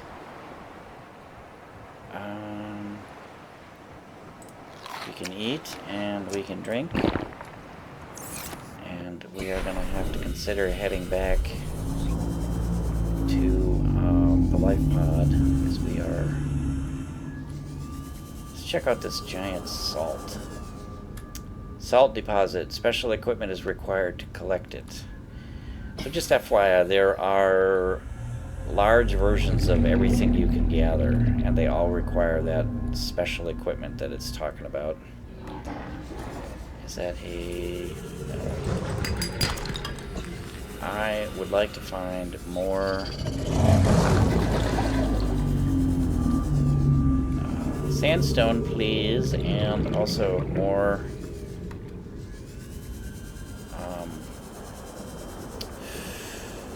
more 100 meters. Seaglide fragments.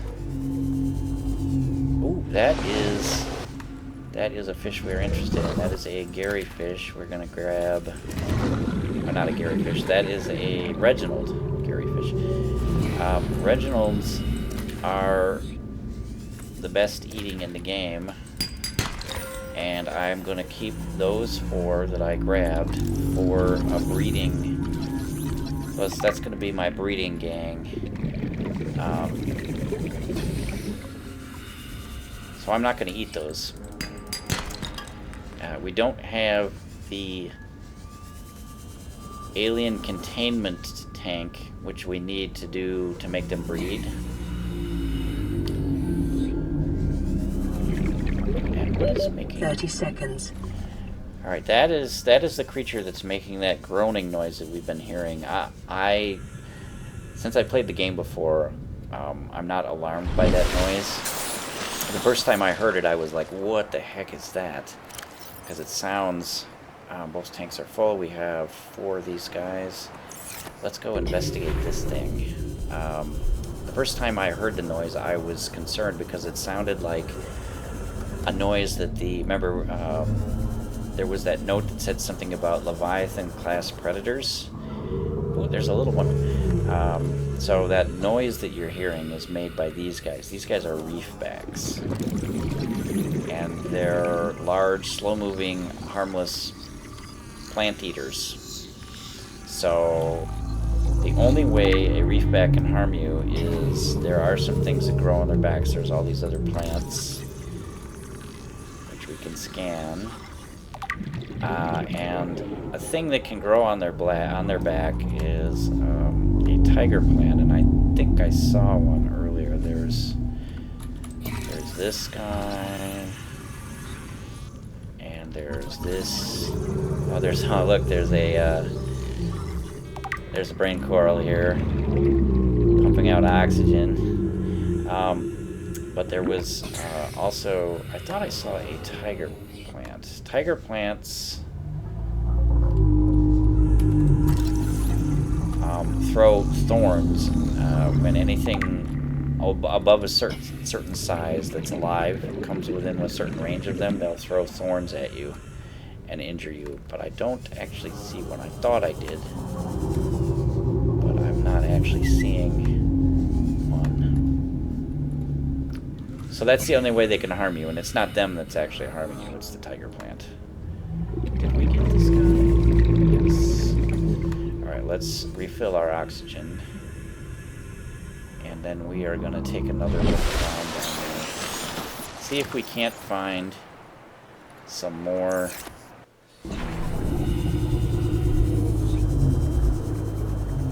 fragments of...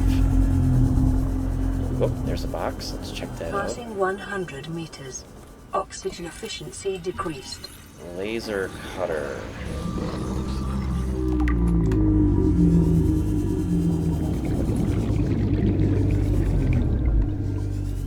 There are some more boxes, and I'm hoping to see more Seamoth things, chunks just sitting around. 2 of 3 is this got... This completes the laser cutter, which is awesome. We will examine that New blueprint once we acquired. go back up for air. Oh, there is... That is a bioreactor fragment. We don't need it, but we'll get a couple of titanium out of it. Ah! Oh, that's scanner room. I think we actually need that, though. I think this completes the scanner room. Nice. New blueprint acquired. I'm really disappointed we're not seeing more Seamoth fragments. Oxygen.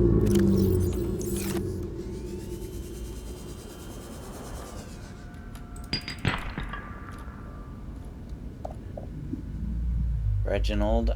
There's also a bunch of these white and red. There's a scanner room fragment. There's a bunch of white and red. They're small. That guy right there, that is a biter, and they're called biters because that's what they do. They're just psychotic little fish that just, they run around and bite everything.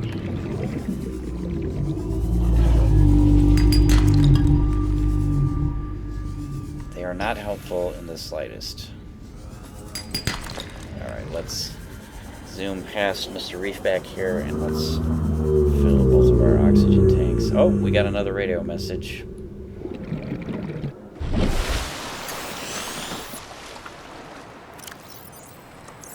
I really, really, really want to find that final remaining Seamoth fragment. And I am just crushed beyond words that we can't seem to do it. Because typically you do find them around this area. We do have a number of spaces left in our inventory. Those are warts. Is that it? Is that one? Haha! Persistence pays off. Final Seamoth fragment, which is awesome because now we know how to make these Seamoth. New blueprint acquired. There is only one thing standing in the way of us making a Seamoth, and that is a quartz. That is the fact that in order to make the Seamoth, you actually need. We will refill our oxygen, and let's see. In order to make the Seamoth, we learned this plasteel because we learned the Seamoth.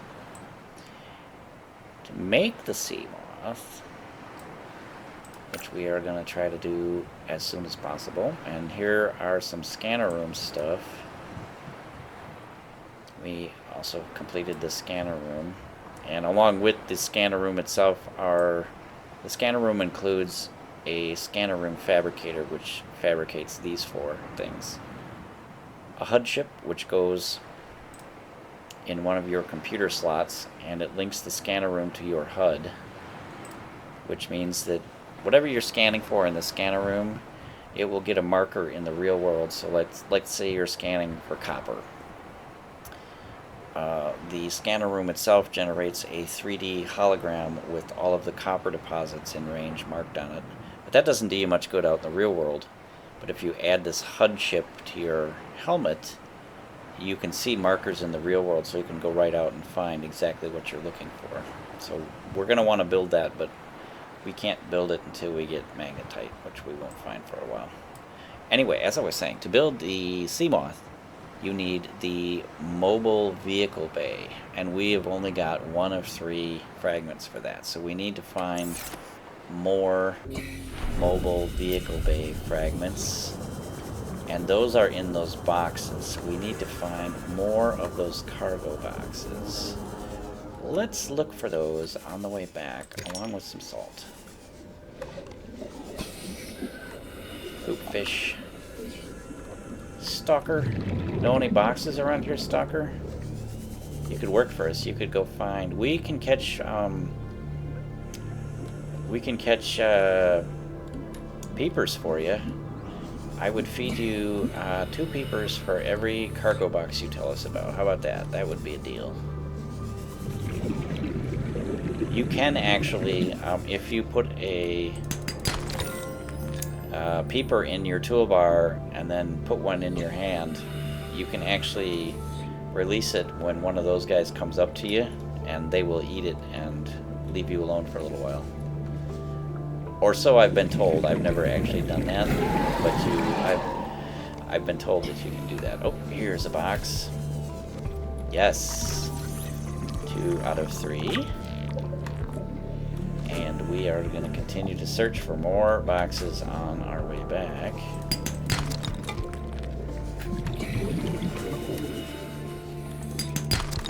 Along with, another box.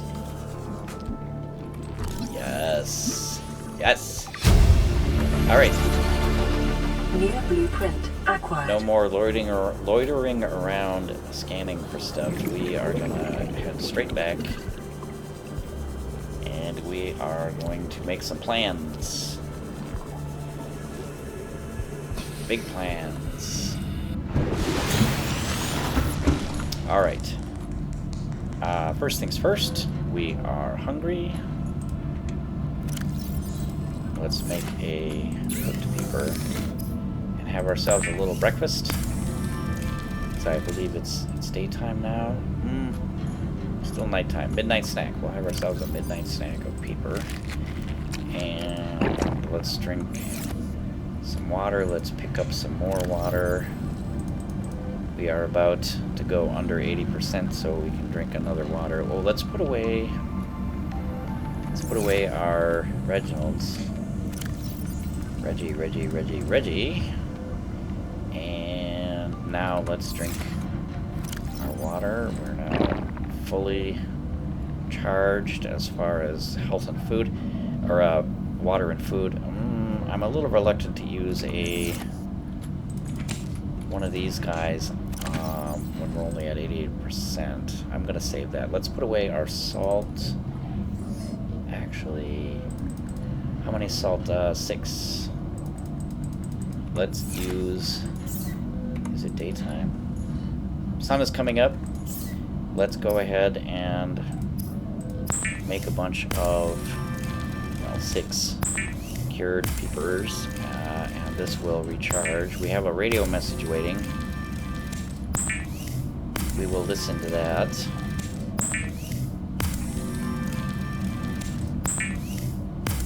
And this will plasteel, titanium ingot, and lithium. 10 titanium, 2 lithium. We haven't found any lithium yet. Laser cutter. Cave sulfur we can do, battery we can do, titanium we can do. We have not found any diamonds, so we cannot make the laser cutter. The laser cutter lets you, there are some wreck fragments, large ones that have compartments, intact compartments inside, and some of them have doors that you can just open. Some of them have doors that you need to cut through, and you need the laser cutter to do that. So that is going to be a priority once we find diamonds. Alright, titanium ingot, lubricant. We know how to do lubricant. Let's disperse our materials, and then we'll listen to our radio message.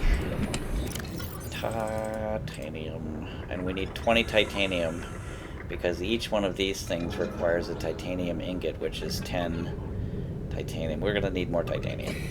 Fortunately, that's easy to find. Limestone nodules, and also wreck fragments. Okay, we might need to make another box soon. Lots of copper, which is good. Oh, we need to put our fish away. We're carting around a Happy Meal's worth of fish here.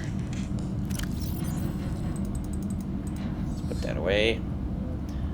Alright, let's listen to our radio message. Receiving pre-recorded distress call, laying back. This is Lifepod 3, uploading our coordinates. We're plugging some holes in our emergency Seaglide, so if we're late for the rendezvous, don't panic. Also, don't go home without us. Seriously. 3 out. Signal location uploaded to PDA. Alright, Lifepod 3. Lifepod 3 is awesome for a couple of reasons. One, it has a Databox inside which contains a blueprint for the compass. The compass, if you remember, if you listen to episode 0, I mentioned that I'm going to load my mapping mod that I have once I build and install the compass. So that is awesome for that reason. We will have a map after we go there and come back. The second reason is that was a nice British lady, and it would be great to have some companionship. And a nice British lady would be awesome to talk to. So we are going to go find Lifepod 3, which is, we should have another marker. Lifepod, Ozzy's Lifepod, which was Lifepod 17. Where's there's Lifepod 3, It is in the shallows. It's in the shallows, about 340 meters away. Ozzy's Lifepod no longer appears on our HUD because when we went to the Lifepod, when we were right at it, the system turned off the marker for it. Now, it didn't clear the eyeball thing here.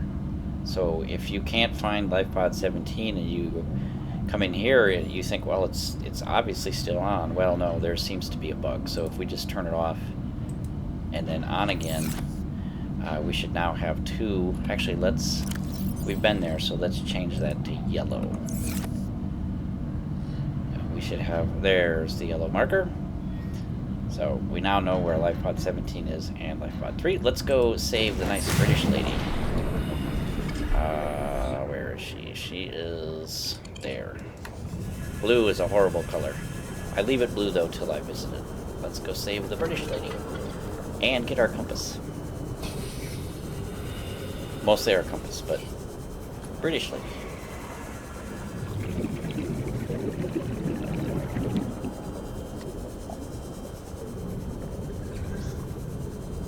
Maybe we'll see something interesting on the way, like another cargo box, or...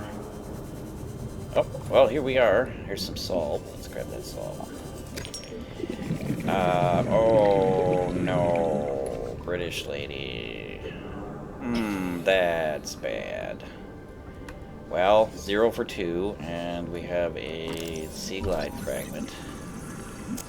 That is always there, by the way. So if you get the Lifepod 3 message and you haven't yet completed your Seaglide, head right out for Lifepod 3 because there will be a Seaglide fragment sitting. That was, she said they were having trouble with their emergency Seaglide. That was it. Alright, well, let's investigate here. Alright, there's the Databox I was telling you about. Let's get the compass blueprint. New blueprint acquired. And I'm going to quickly pin that because I have a bunch of oxygen, so... Alright, compass requires copper wire and wiring kit. So we might want to look for silver on the way back. I'm pretty sure we've got copper, and I think we have enough silver, but I'm not sure. They also left a PDA with a voice log on it. Integrating. You really think it'll carry 2 of us? Your regular Seaglide tows a mass of 80 kilograms at over 30 kilometers an hour. The power cellar rig to this one should double that. You think there's something out there that's faster? Oh, sure. And that's assuming it doesn't overload 3 meters from the Lifepod. You're calm about this. I'm seeing the engineering problem. If I stop seeing the maths, I'll be terrified. Now, you'll notice that even though we are right above that the marker is gone, and that's the same thing I was talking about with the other one. So we're going to go ahead and change the color and off and on again, and now the marker's back. We are going to try to find some silver on the way back, which means we're looking for sandstone. We are also going to grab some creepvine seed clusters because, oh, we never scanned those. Because we need 2 lubricant. I think we used one with our Seaglide, so we need another one. And I've grabbed 2, so we'll have a spare. We don't want to grab a whole bunch because it'll fill up our inventory. And we are going to hunt for sandstone because we definitely want to have enough silver. And sandstone are a little deeper. Copper's always good, but I really, really, really would like some sandstone. Game, if you could help me out, that would be great. We found it in caves before. We also found it out in that red grass area. If we have to, we can look for another red grass area, but I was kind of hoping we would find it. Where is our Where is our... there it is. I was gonna say, where's our Lifepod? Alright, well...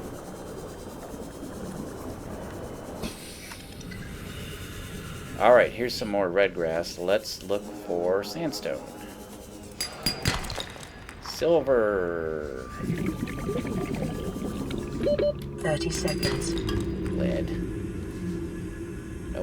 Nobody wants your lead. Sandstone? Anybody? Sandstone?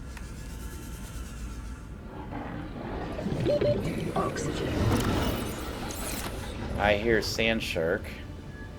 And there's a bunch up there. Oh, sandstone. Silver, awesome. Lead, more lead. Alright, well, we have enough silver to build our wiring kit.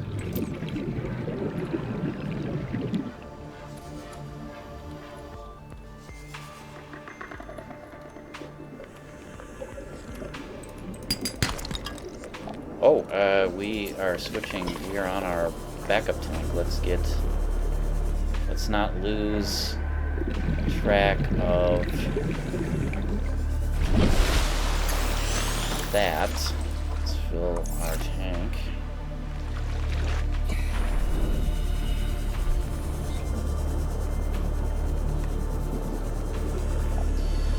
Sandstone, let's grab some salt. We do have a number of fresh peepers that we could preserve if we had some more salt. So let's grab salt. There's that coral tube. I think it's the coral. Yeah, that's our coral tube. Oh look, a Seaglide fragment. Now that we don't need it anymore, we will find them everywhere. I guarantee.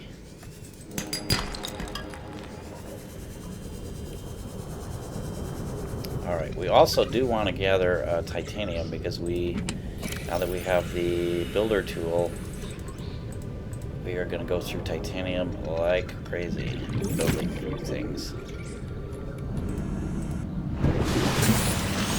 Alright, oh yeah, we needed the silver for our compass. We are going to go ahead and build copper wire, and okay, we need to go grab some copper.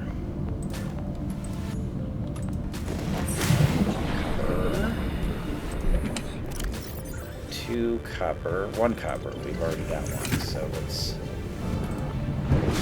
And at this point, once I build and install the compass, which will happen now, I'm going to fade in, or fade out, save, exit game, activate the mapping mod, and I will rejoin you. So if we look, yes, it automatically added that, so we are ready to go. So I will join you back here with the mapping mod activated.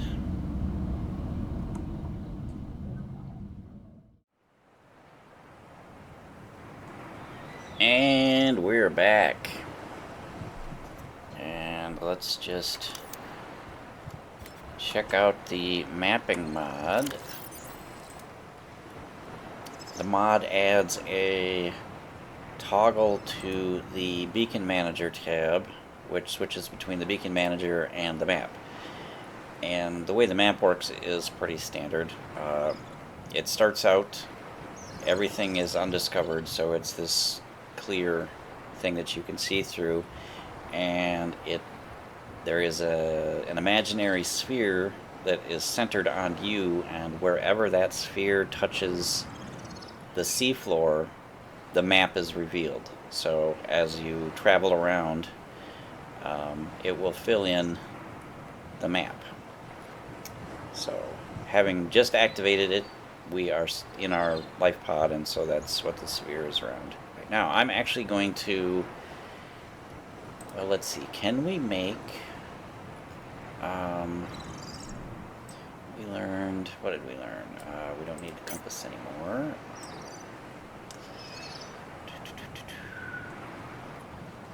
Oh, the bioreactor. We didn't look at that. The bioreactor requires a multi-purpose room or a large room.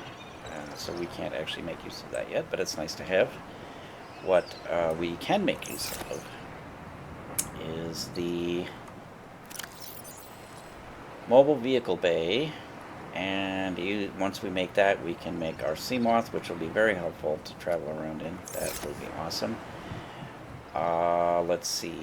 Mobile vehicle bay requires power cell, titanium ingot, and lubricant. This requires glass, titanium ingot, power cell, lubricant, and lead. Let's see. Titanium. Let's make lubrication. We've got these creepvine seed clusters that are taking up a tremendous amount of space.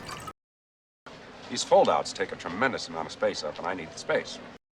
In our inventory, let's make lubricant. Let's also put that away. We will grab our one remaining peeper and cook that, and we will have ourselves a little celebratory meal. And drink. And let's grab another water. We're gonna have to catch some peepers here shortly. Okay, we need 20 titanium. How are we doing? Alright, it is nighttime. Let's grab peepers and those guys. Mostly peepers, because we actually... Oh, what is that? There was a fish out here somewhere. Alright, well, we'll find it sometime.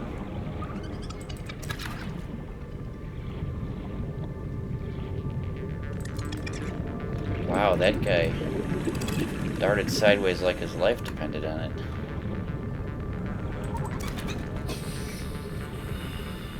Scary fish. Peeper. Don't know where you're going, Peeper. Alright. That should be enough. Let's get... Now it should be enough, for real. Oh, and let's keep our eyes open for metal scrap. Metal scrap. How much titanium do we have?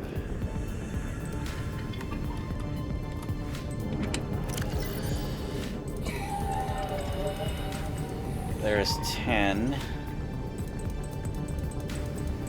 Oh, we have enough. Enough is enough.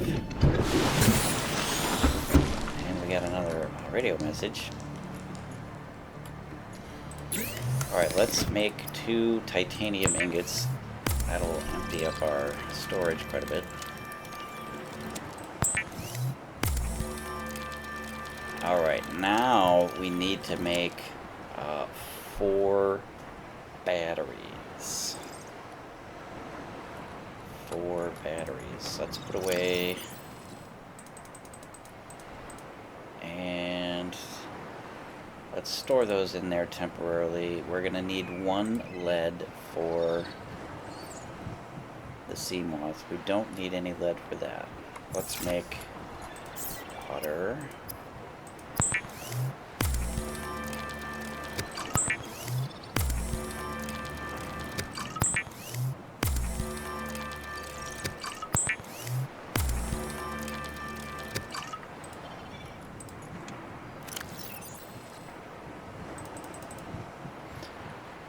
Alright, and... Oh. Wow. What was I gonna make? What was I gonna do with the computer chip? Oh no! Somewhere along the line I made an extra computer chip. It was probably the habitat builder, and I forgot that I had made one earlier. Oh well, we'll end up using it eventually. But meantime, it's taking up space, which I don't like. Actually, let's get 2 of our slots back by making 2 cured paper.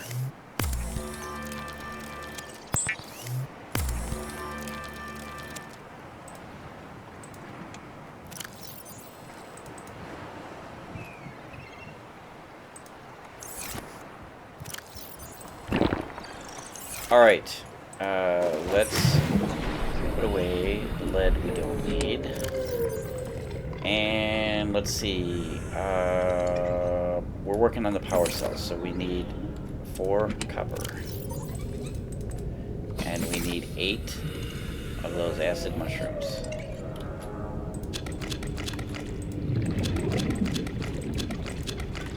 Alright, and 4 batteries. And we are going to do our battery trick and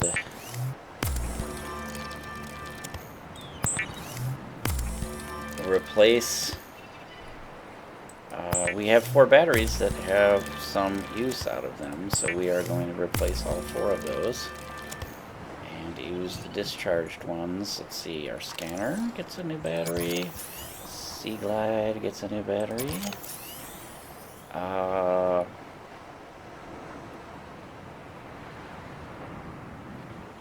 Repair tool.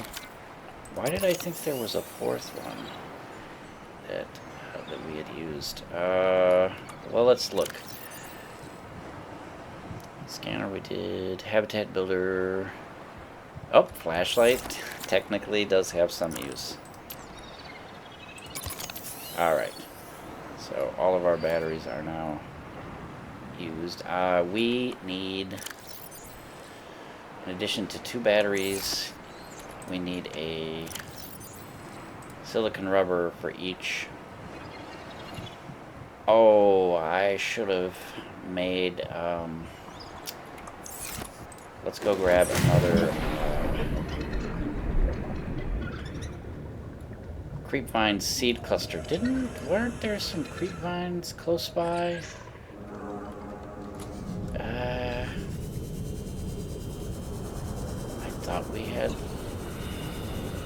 Alright, well, there are some over here. So we should be able to find seed clusters just everywhere now. All of a sudden, just boom. Let's go ahead and grab 2. Let's go with 2. Because that's going to make 4 silicon rubber. We're going to use 1. And I don't know how much extra space we have. We're running out of space, so we got to be careful.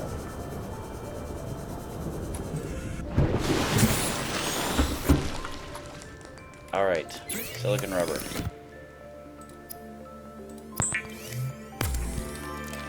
And now we can make power cell and power cell. And let's see. We need glass. Oh, let's definitely not have this giant seed cluster taking up space. Alright, let's put those guys away. Let's see, we need 2 lubricant, both the titanium thingies. And we also need 2 glass and a lead, so we need 4 quartz. And lead. 4 quartz. Alright, let's make some glass.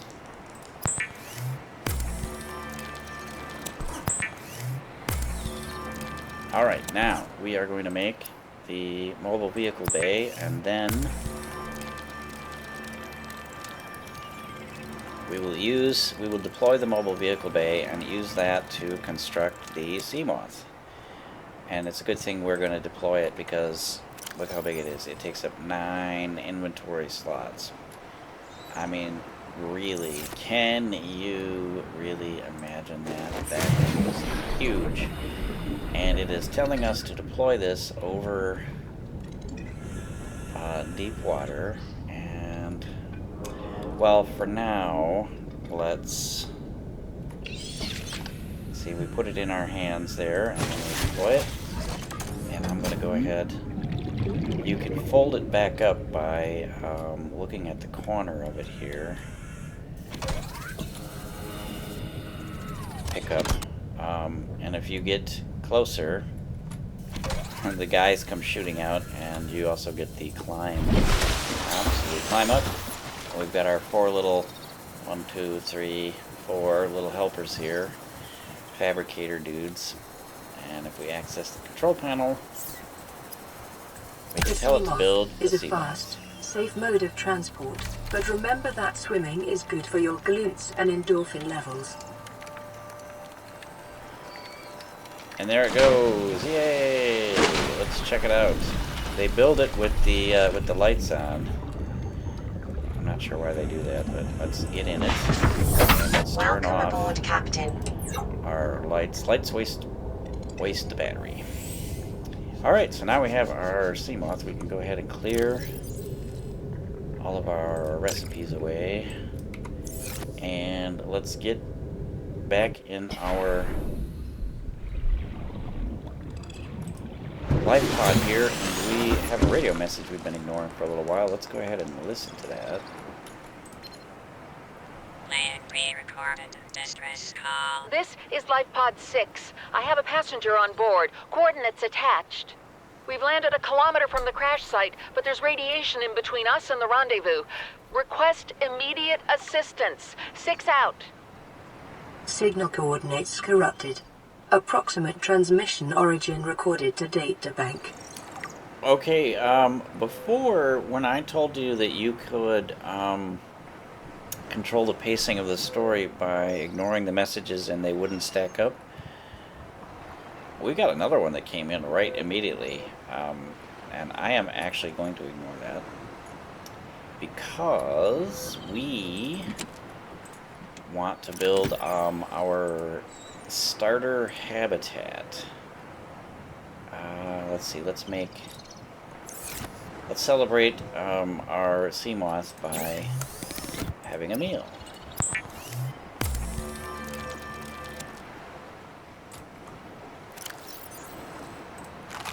And a little bit of a drinky drink. And let's get some more water. Alright. Look at all this junk. Oh, wait. There's a lead in here. What is a lead doing in there? That doesn't belong in there. Alright. Let's take a look at what options we have as far as building habitat stuff. Alright, here's what we know for habitat. We know scanner room. We're not actually going to build that now. We know these pieces here. We don't know the multi-purpose room.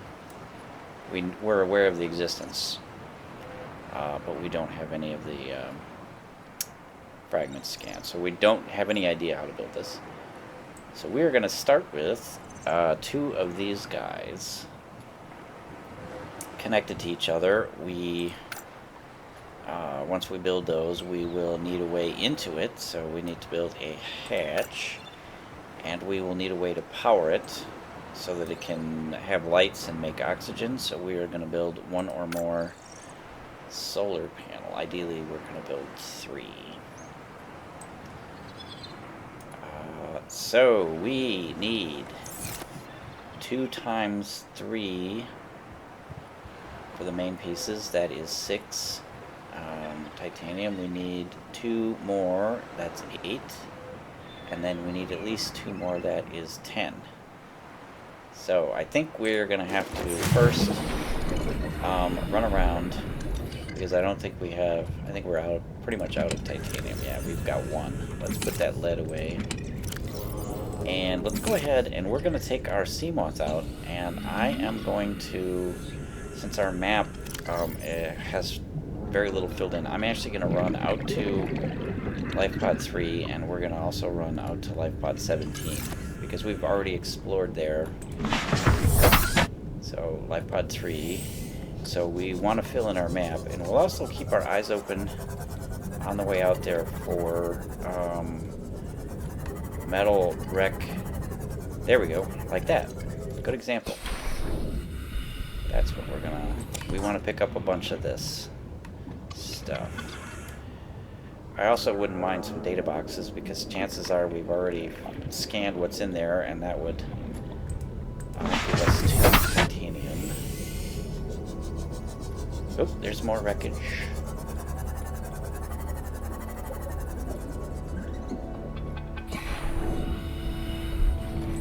That's 8 titanium so far. 12.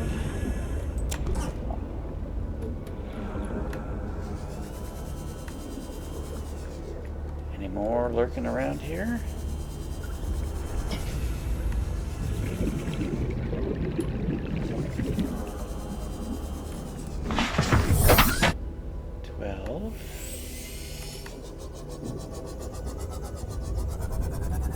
This thing zips along rather briskly. I like it.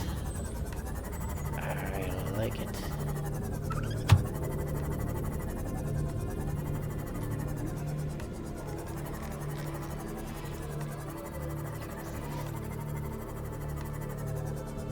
There is Lifepod 3. There's also a copper. Of course, when we're looking for titanium, what we find is copper. That's alright. We will eventually need to use the copper.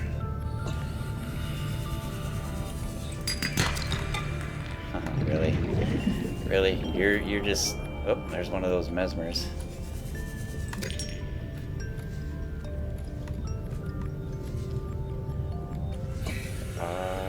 Let's see...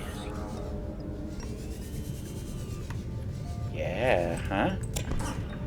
That's a total of 16 now, I think.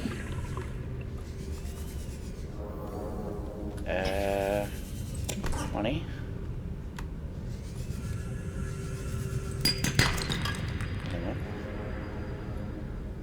We've gathered ourselves a little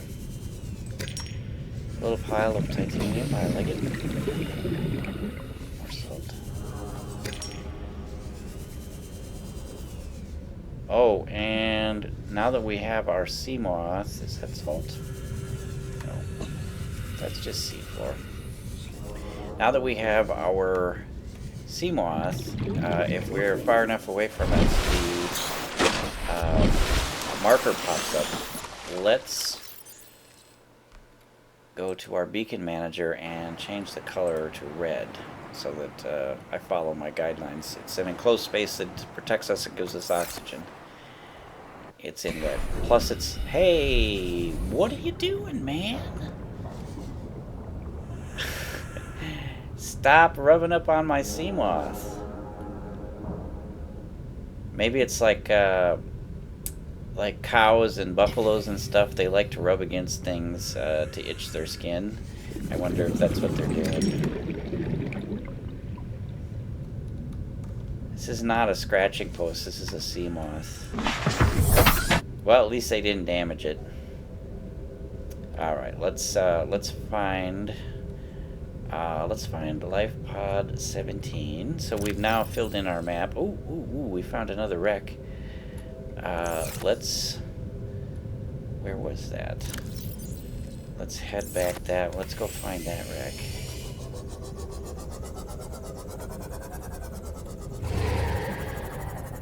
That was okay. That was this one. Did we?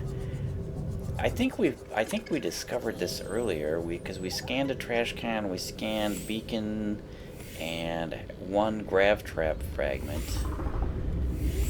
Okay, so I'm pretty sure we've already cleared this. Yeah, let's head for Lifepod 17. We'll keep our eyes open for more. We don't have that much more space actually, so let's just head for Lifepod. Look at him go and chewing on peepers. And there's more wreckage, but we're gonna leave those because they're playing with them. We might need their teeth. There's a tooth. There's another. There's a bunch of teeth. This is that same place we found earlier where we found the teeth, so we're gonna go ahead and leave that. We'll head out to Lifepod 17. Party manatees. There's more scraps. What is that? Okay, that's a box. And there's 2 titanium. Let's go ahead and let's scan that for 2 titanium. Salt. Find if I do.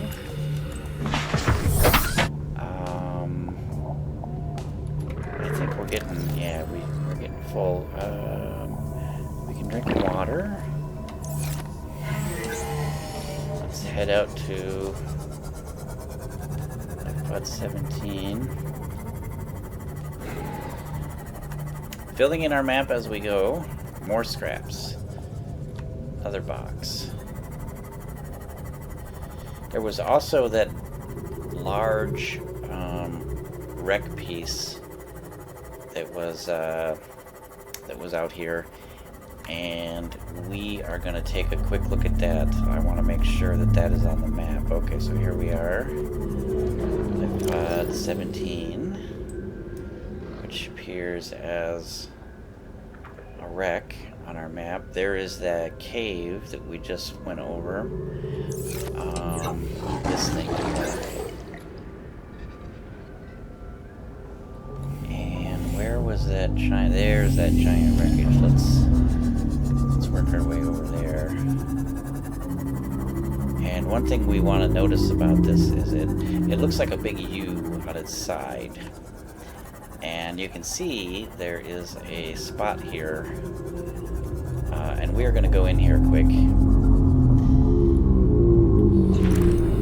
We're going to go in and take a look around and see if we can't find some things to scan, and we can. Very useful stuff like desk, swivel chair, New blueprint acquired. command chair. New blueprint acquired. Vital stuff to our survival. New blueprint Office acquired. equipment, and this is, what is this? Mobile Vehicle Bay. Well, we already had that, so we're just gonna end up with titanium out of that. How about in here? What do we got in here? Alright, that's what we're looking for. Battery charger fragment. Awesome. And watch out for the electricity. And we've got something in here. It is a propulsion cannon fragment. And a bench. And a New blueprint acquired. PDA. Integrating new Which PDA has a data. bunch of text to read. Let's go back out and refresh our oxygen. Welcome aboard, Captain. Let's make sure our other tank is full. It is. And let's get back in there. Okay, we've looked at this room. Let's go up into this room. Cargo box. Cargo box. Cargo box. These are all empty so far, or ones we can't get into. There is a whole bay, and look down there. There's 2 more battery charger fragments. There's a floodlight here. I also saw a laser cutter fragment there. But let's complete our battery charger. New blueprint acquired. Awesome. Near blueprint acquired. Okay, we have 3 more spots that we can... I am gonna leave that and that. That's Mobile Vehicle Bay. I'm hoping to find the propulsion cannon, because I would like to complete that as well.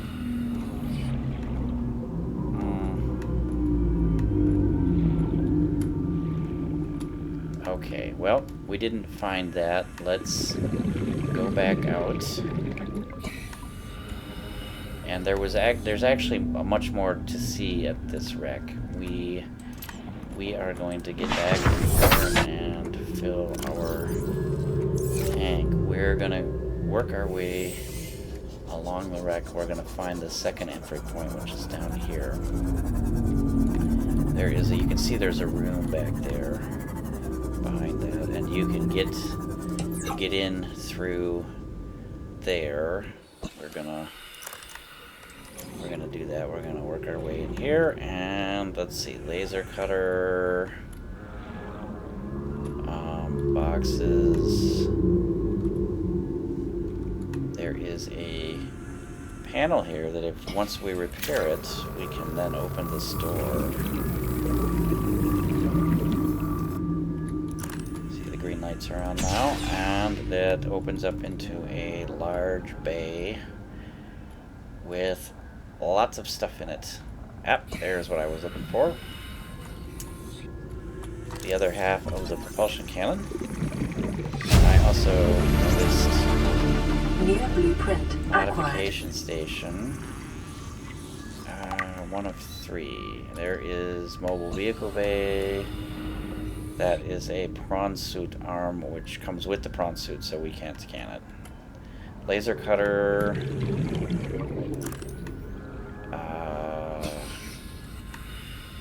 Battery charger, we already have that.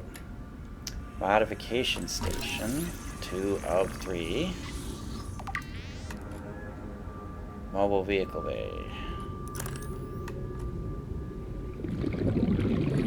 We can't tell if that box is closed, because it's too close to the wall. Laser cutter. Those boxes all look closed. That one is open but empty. And let's see, there's another cargo bay down here. Our oxygen is just about done. 30 seconds. Let's go back out and refill.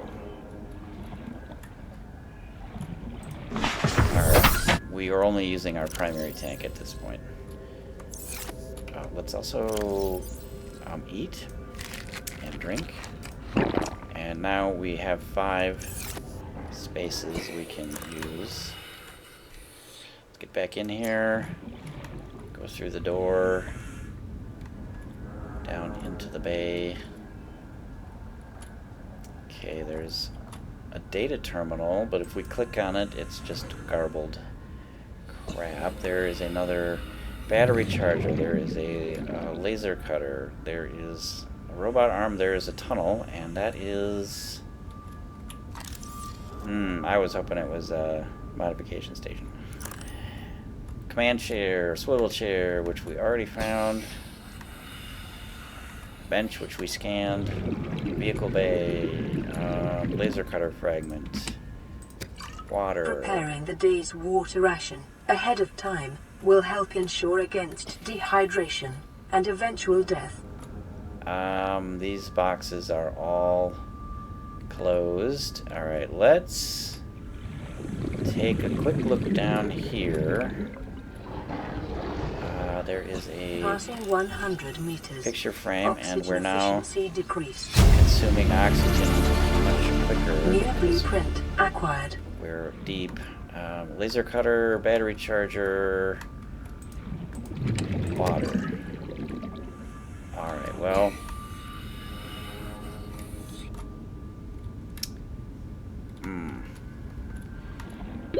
30 seconds. Alright, let's get back outside and refill. And take assessment.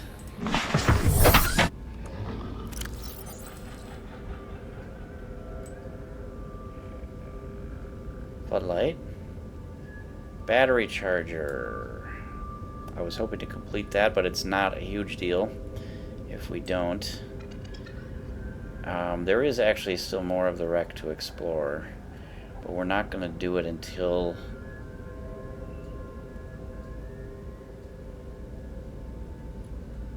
I have about 15 or 20 minutes, 15 to 30 minutes left this episode. And I want to... we do have the propulsion cannon. We're definitely going to build that. That is awesome. Yeah, let's head back. We've got this on our map. So we will come back at some point and finish it. But let's head back to our Lifepod. Filling in the map on the way by gliding along the sea bottom so that our mapping sphere is touching the most that it can. Oh, we slammed into some sort of probably one of those spade fish. Those guys are big. Let's repair. This is how you fix your... When your Seamoth gets damaged, you just use the repair. So, very handy to know that. You probably would have figured that out if you were playing the game rather quickly. Alright. 240 meters.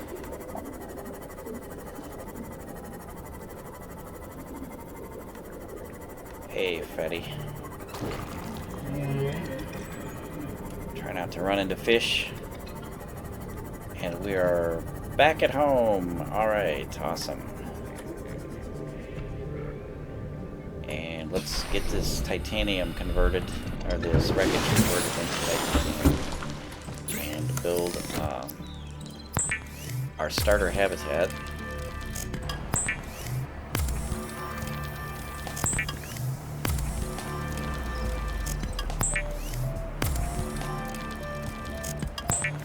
We gathered ourselves a whole little crop of titanium there, which is good. Alright. Let's find a good spot.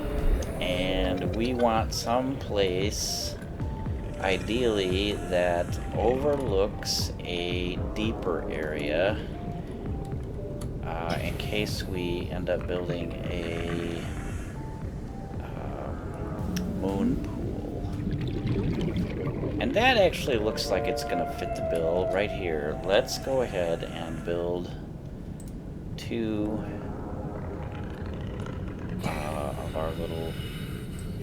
one here and one here attached to it. And let's build a hatch so we can get in. We need quartz. So yeah, if we build a moon pool, it will be attached here and over this deeper area, which will work out great. We need titanium. No, we got a bunch of titanium. We need quartz and let's see. We have 2 copper. We need 4 quartz. And for the hatch, we need 1 quartz and titanium. So we should have enough to build, to finish our hatch, and to build a couple. Let's get our oxygen here. Let's finish our hatch. So now we have a way into it. And if we go in... Warning, emergency power only. Oxygen production offline. You can see at the top there, 0 out of 0 power. So we need to build some of our solar panels, and we have enough material on board to build 2. Let's go ahead and build 2. Once we finish the first one, it will start charging up since it's daytime.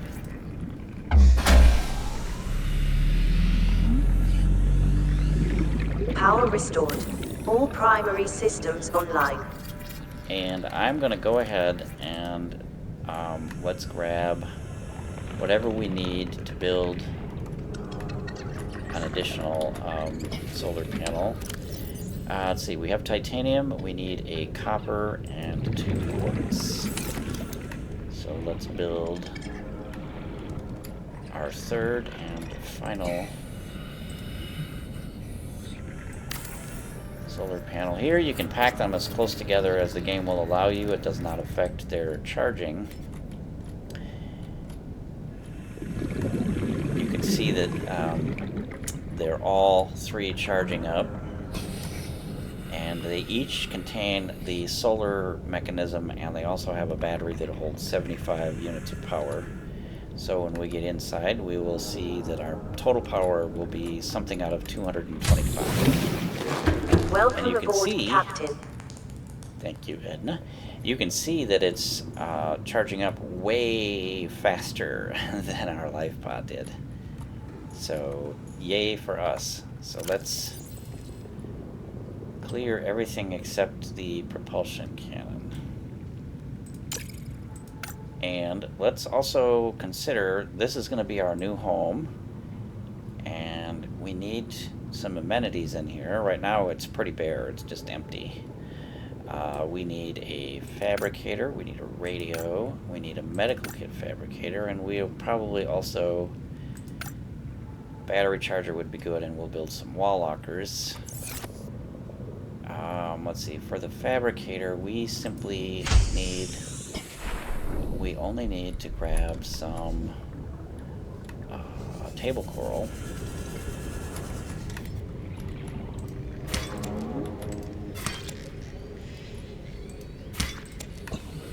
And we will be ready to go.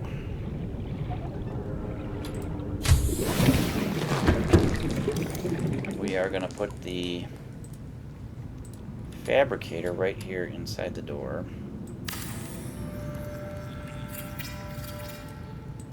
And we are going to put the radio here. We can't actually build it because we don't have the copper, but we can start. And it gets halfway through because we had titanium available. We are going to put some wall lockers. It's going to get kind of crowded in here with all the wall lockers I'm going to build. We're going to build a wall locker here. We're going to build one here. And we're going to build one here. And we are going to build one here. Alright, this is going to be my titanium locker. This is going to be miscellaneous. This is going to be lead, gold, and silver. Those, if I remember right, those are the symbols, atomic symbols from the periodic chart for lead, gold, and silver, respectively. Table coral goes into miscellaneous. Titanium goes into, actually, we are going to build another one over here. This is going to be my food locker. Food, water, food and water. Food, and H2O. And also, salt is going to go in there because we use salt to prepare food, so that's the food locker. Let's start moving stuff from these lockers.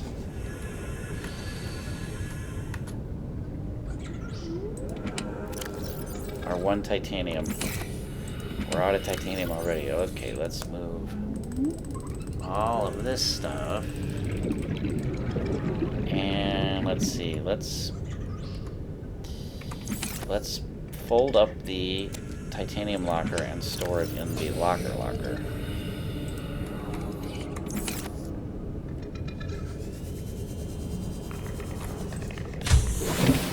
And let's complete our radio.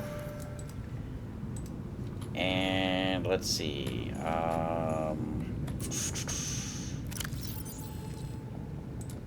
titanium, and this is lead, gold, and silver, and the quartz and copper go in here,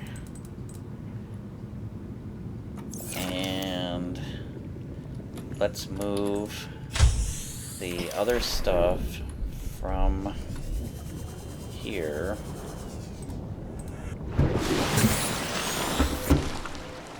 Let's grab that. Let's grab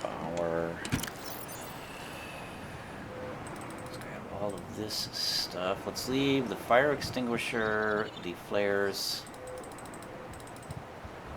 2 of the water,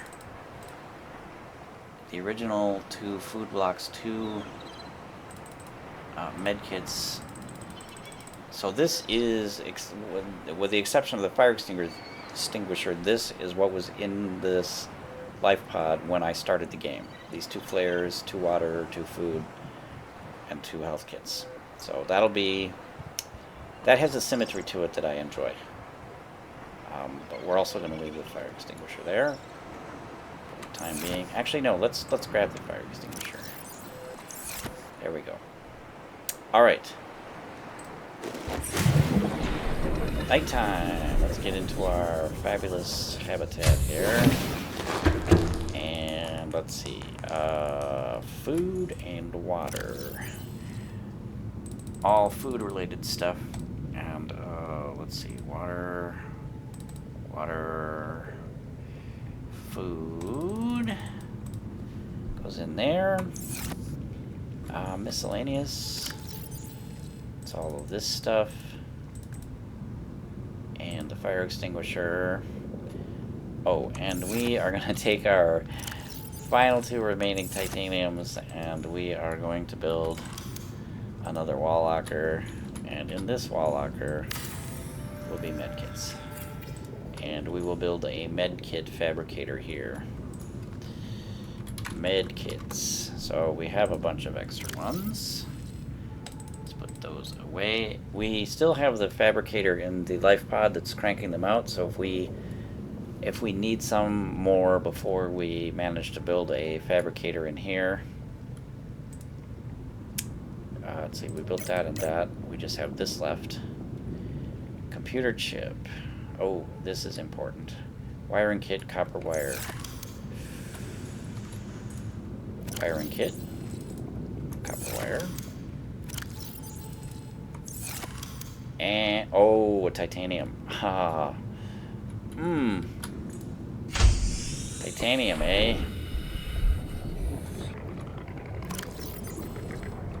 Well, let's see. We haven't gone this direction, at least not with our mapping stuff installed. Let's go this way a little bit, see if we can't find either some wreck scraps or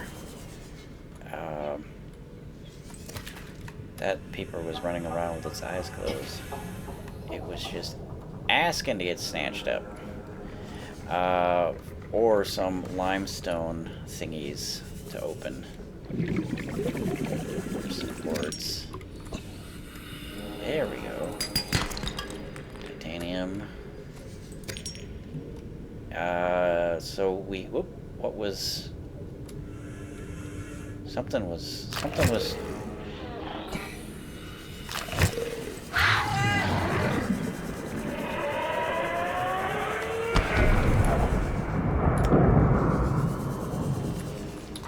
hey, the second Grav trap fragment. Have we not New blueprint acquired. visited this? Apparently not. Let's see what else we got. As if we have fragments that we've already scanned that we can scan again, we can get titanium out of it. Yes.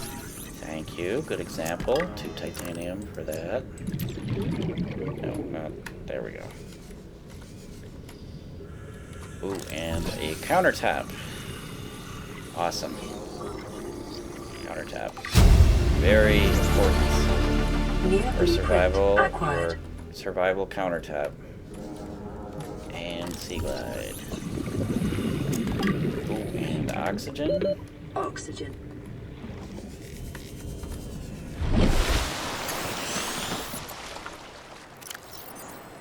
Alright, we still had a full tank, so... Oh, and we're thirsty. hungry.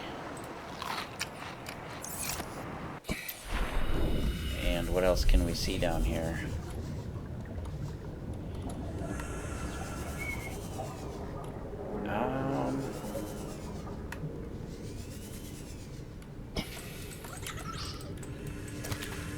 Peeper. Oh! Nice. We were hoping for some scrap metal, or at least I was. Didn't I see a salt? Yes, I did. And it's daytime. So once again, we have toiled all the way through the night. Oh, here's more crab trap. So 2 titanium, 2 titanium. I think we have enough titanium for the immediate future. We've picked up, I think, 12 titanium worth of scrap. There's more scrap over there.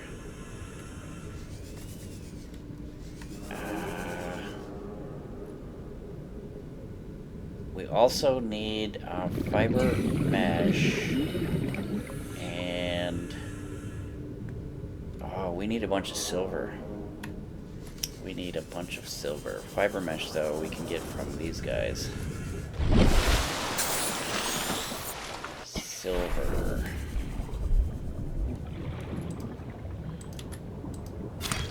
I think we have a fiber mesh back at the back in storage. I see red grass. Well, let's see if we can't find some sandstone. What is that? That's just sea floor. New plant.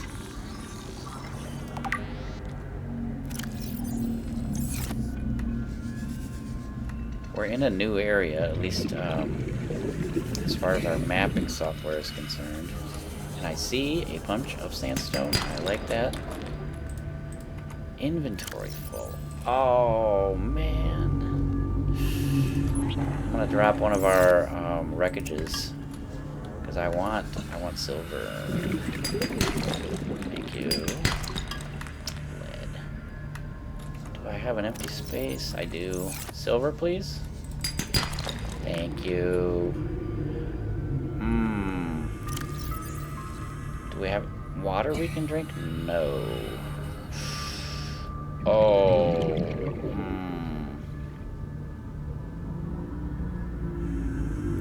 Well, I'm gonna release these 2 peepers. Because I really would like to find silver if I can. For sandstone. 30 seconds. You guys see sandstone anywhere?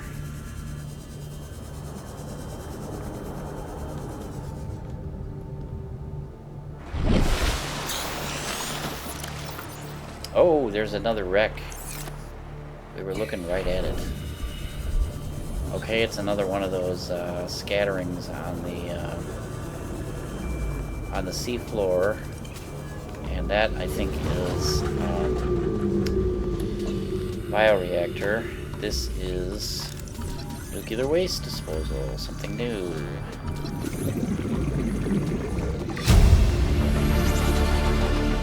Seamoth. Acquired. I'm not gonna scope. There is a sandstone. Let's hope for silver. Silver, please. Yes, thank you. Let's get ourselves back to the old habitat. So now we can make our medical kit fabricator. How much silver did we get? So we need 5. Oh, we have 5. We have 5. Yes, so we definitely can make all 3 of those items that we're looking at right there. And then we can also make some extra batteries. We have copper, I'm pretty sure, for that. So we will make. Ideally, Welcome aboard, Captain. We will make 5 batteries. Let's make fiber mesh and wiring kit.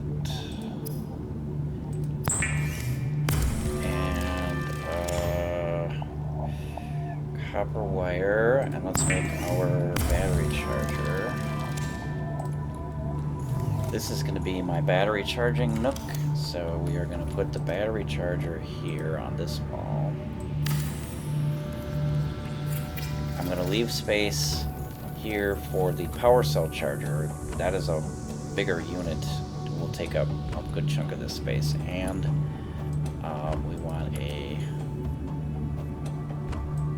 storage bin for our batteries, spare batteries, and no. Thank you. I can spell. We want a cabinet to store our extra batteries in. So let's get rid of the battery charger recipe. We no longer need that.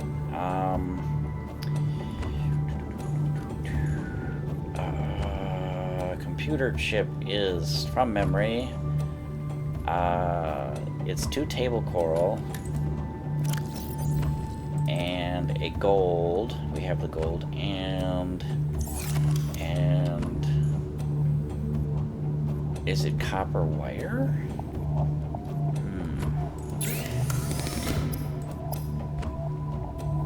Yep.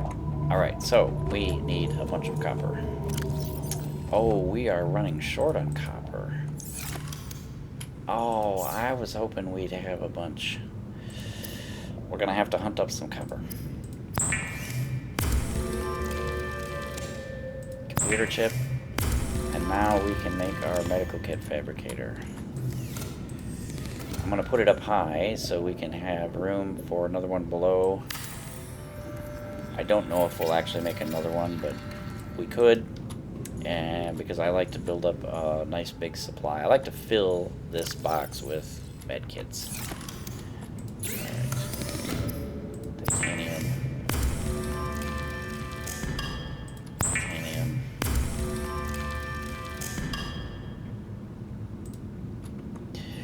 We don't need this anymore, so all we have left is a tool called the propulsion cannon.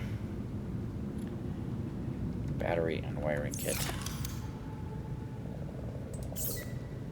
Wiring kit. And we can make 2 batteries. Let's grab 4 acid mushrooms.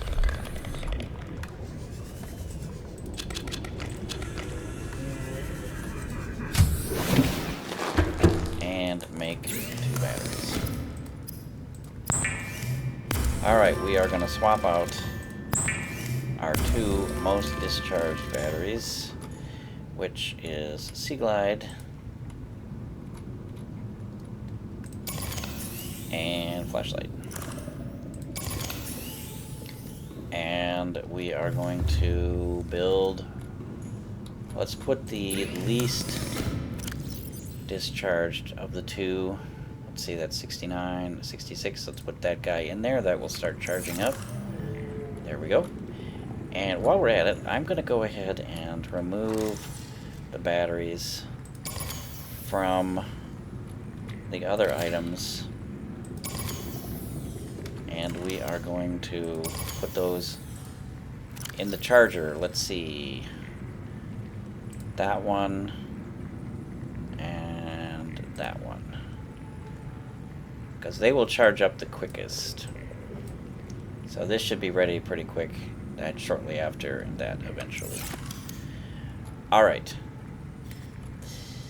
We should have 1 battery. Oh, we have 2. Let's put that guy in there. Yeah. Alright, we have 1 battery left.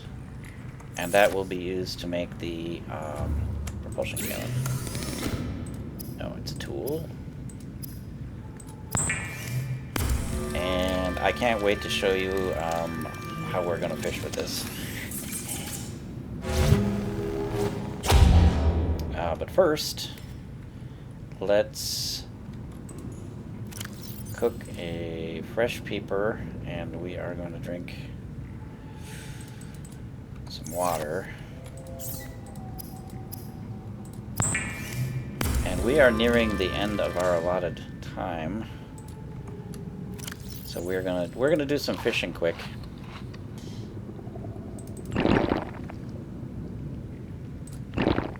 Let's put away salt and lead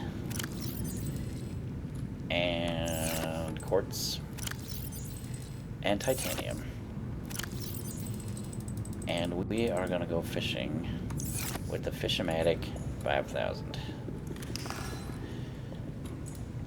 Now, the way this propulsion cannon works is it is able to manipulate light to medium weight objects. Like, for example, this bladderfish. So whenever you aim at something that is both in range and I think small enough to be manipulated, the fingers do that little twitching thing. They'll spin and then they'll like twitch like that. And if you right click, it will snatch it and bring it towards you. If you right click again, it will shoot it away from you. However, if instead of right clicking the second time, if you left click, you actually grab whatever it is being held by the propulsion cannon. So you can see how this makes fishing super easy. It was super easy, barely an inconvenience. And we are in the need of bladderfish right now. So let's go to an area where there are some bladderfish swimming around. And we don't have to worry about day or night anymore because the fish don't run away from you until you're really close to them. And the range of the propulsion cannon is farther than that fear range, so we can very easily fish up a bunch of bladderfish very quickly. Fish-O-Matic 5000, ladies and gentlemen. One of the many uses of the propulsion cannon.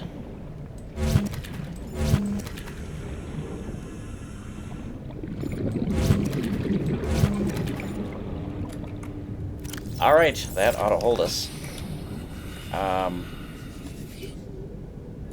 Let's... Oxygen. Alright. Take it easy, Edna.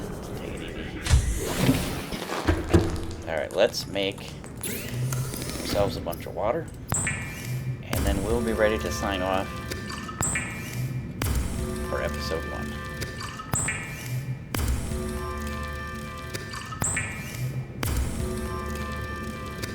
Notice how quickly it recharges our power level. It's during the day, and we're actually only using one solar cell right now. Until we use up the 75 power in the first solar cell's battery, it won't click over to the second one. If we did manage to drain into the second one and the sun was up, the recharge rate would double. But even just one solar panel recharges pretty quickly. Alright, that is all of our water. Let's put our extra water away and let's grab a fish. So we have 2 food, let's put that guy away, 2 health packs, 2 water. Let's check on our batteries and see how they're doing. Hey, they're all charged. Let's grab 3. We have 1 extra, so we're gonna put batteries back in all of these items, and then we're gonna let's swap the battery out of the propulsion cannon because we used that. I'm pretty sure, didn't I say? Okay, there we go. Forgot to hit R. Let's take that partially charged battery, swap it for this guy, and let's do repair and habitat builder. Now, I would really like to build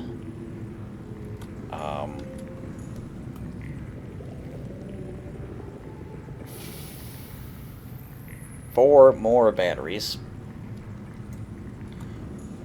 I like to have 4 sitting in the charger at all times, and I like to have 1 extra one that I carry on me that's fully charged. But we need to find more copper. We will do that next time. Or actually, I might do that off camera. Well, no. Actually, since so much of our map is undiscovered, I think actually I will do that on camera. We will do that as part of our... We're going to do a return trip to that wreck over here by Lifepod 17. This is the one that looks like a big U sitting on its side. We haven't completely explored that wreck, and we left a bunch of stuff in there. Laser cutters and mobile vehicle bay fragments. We're going to scan all of those and get the titanium. We might have to make more than one trip to completely get all that stuff. But we're going to do that, and we'll also, during that process, we'll probably also look for limestone to get copper so we can build more batteries. In any case, that's for next time. Thanks for joining me, and I hope to see you in the next video.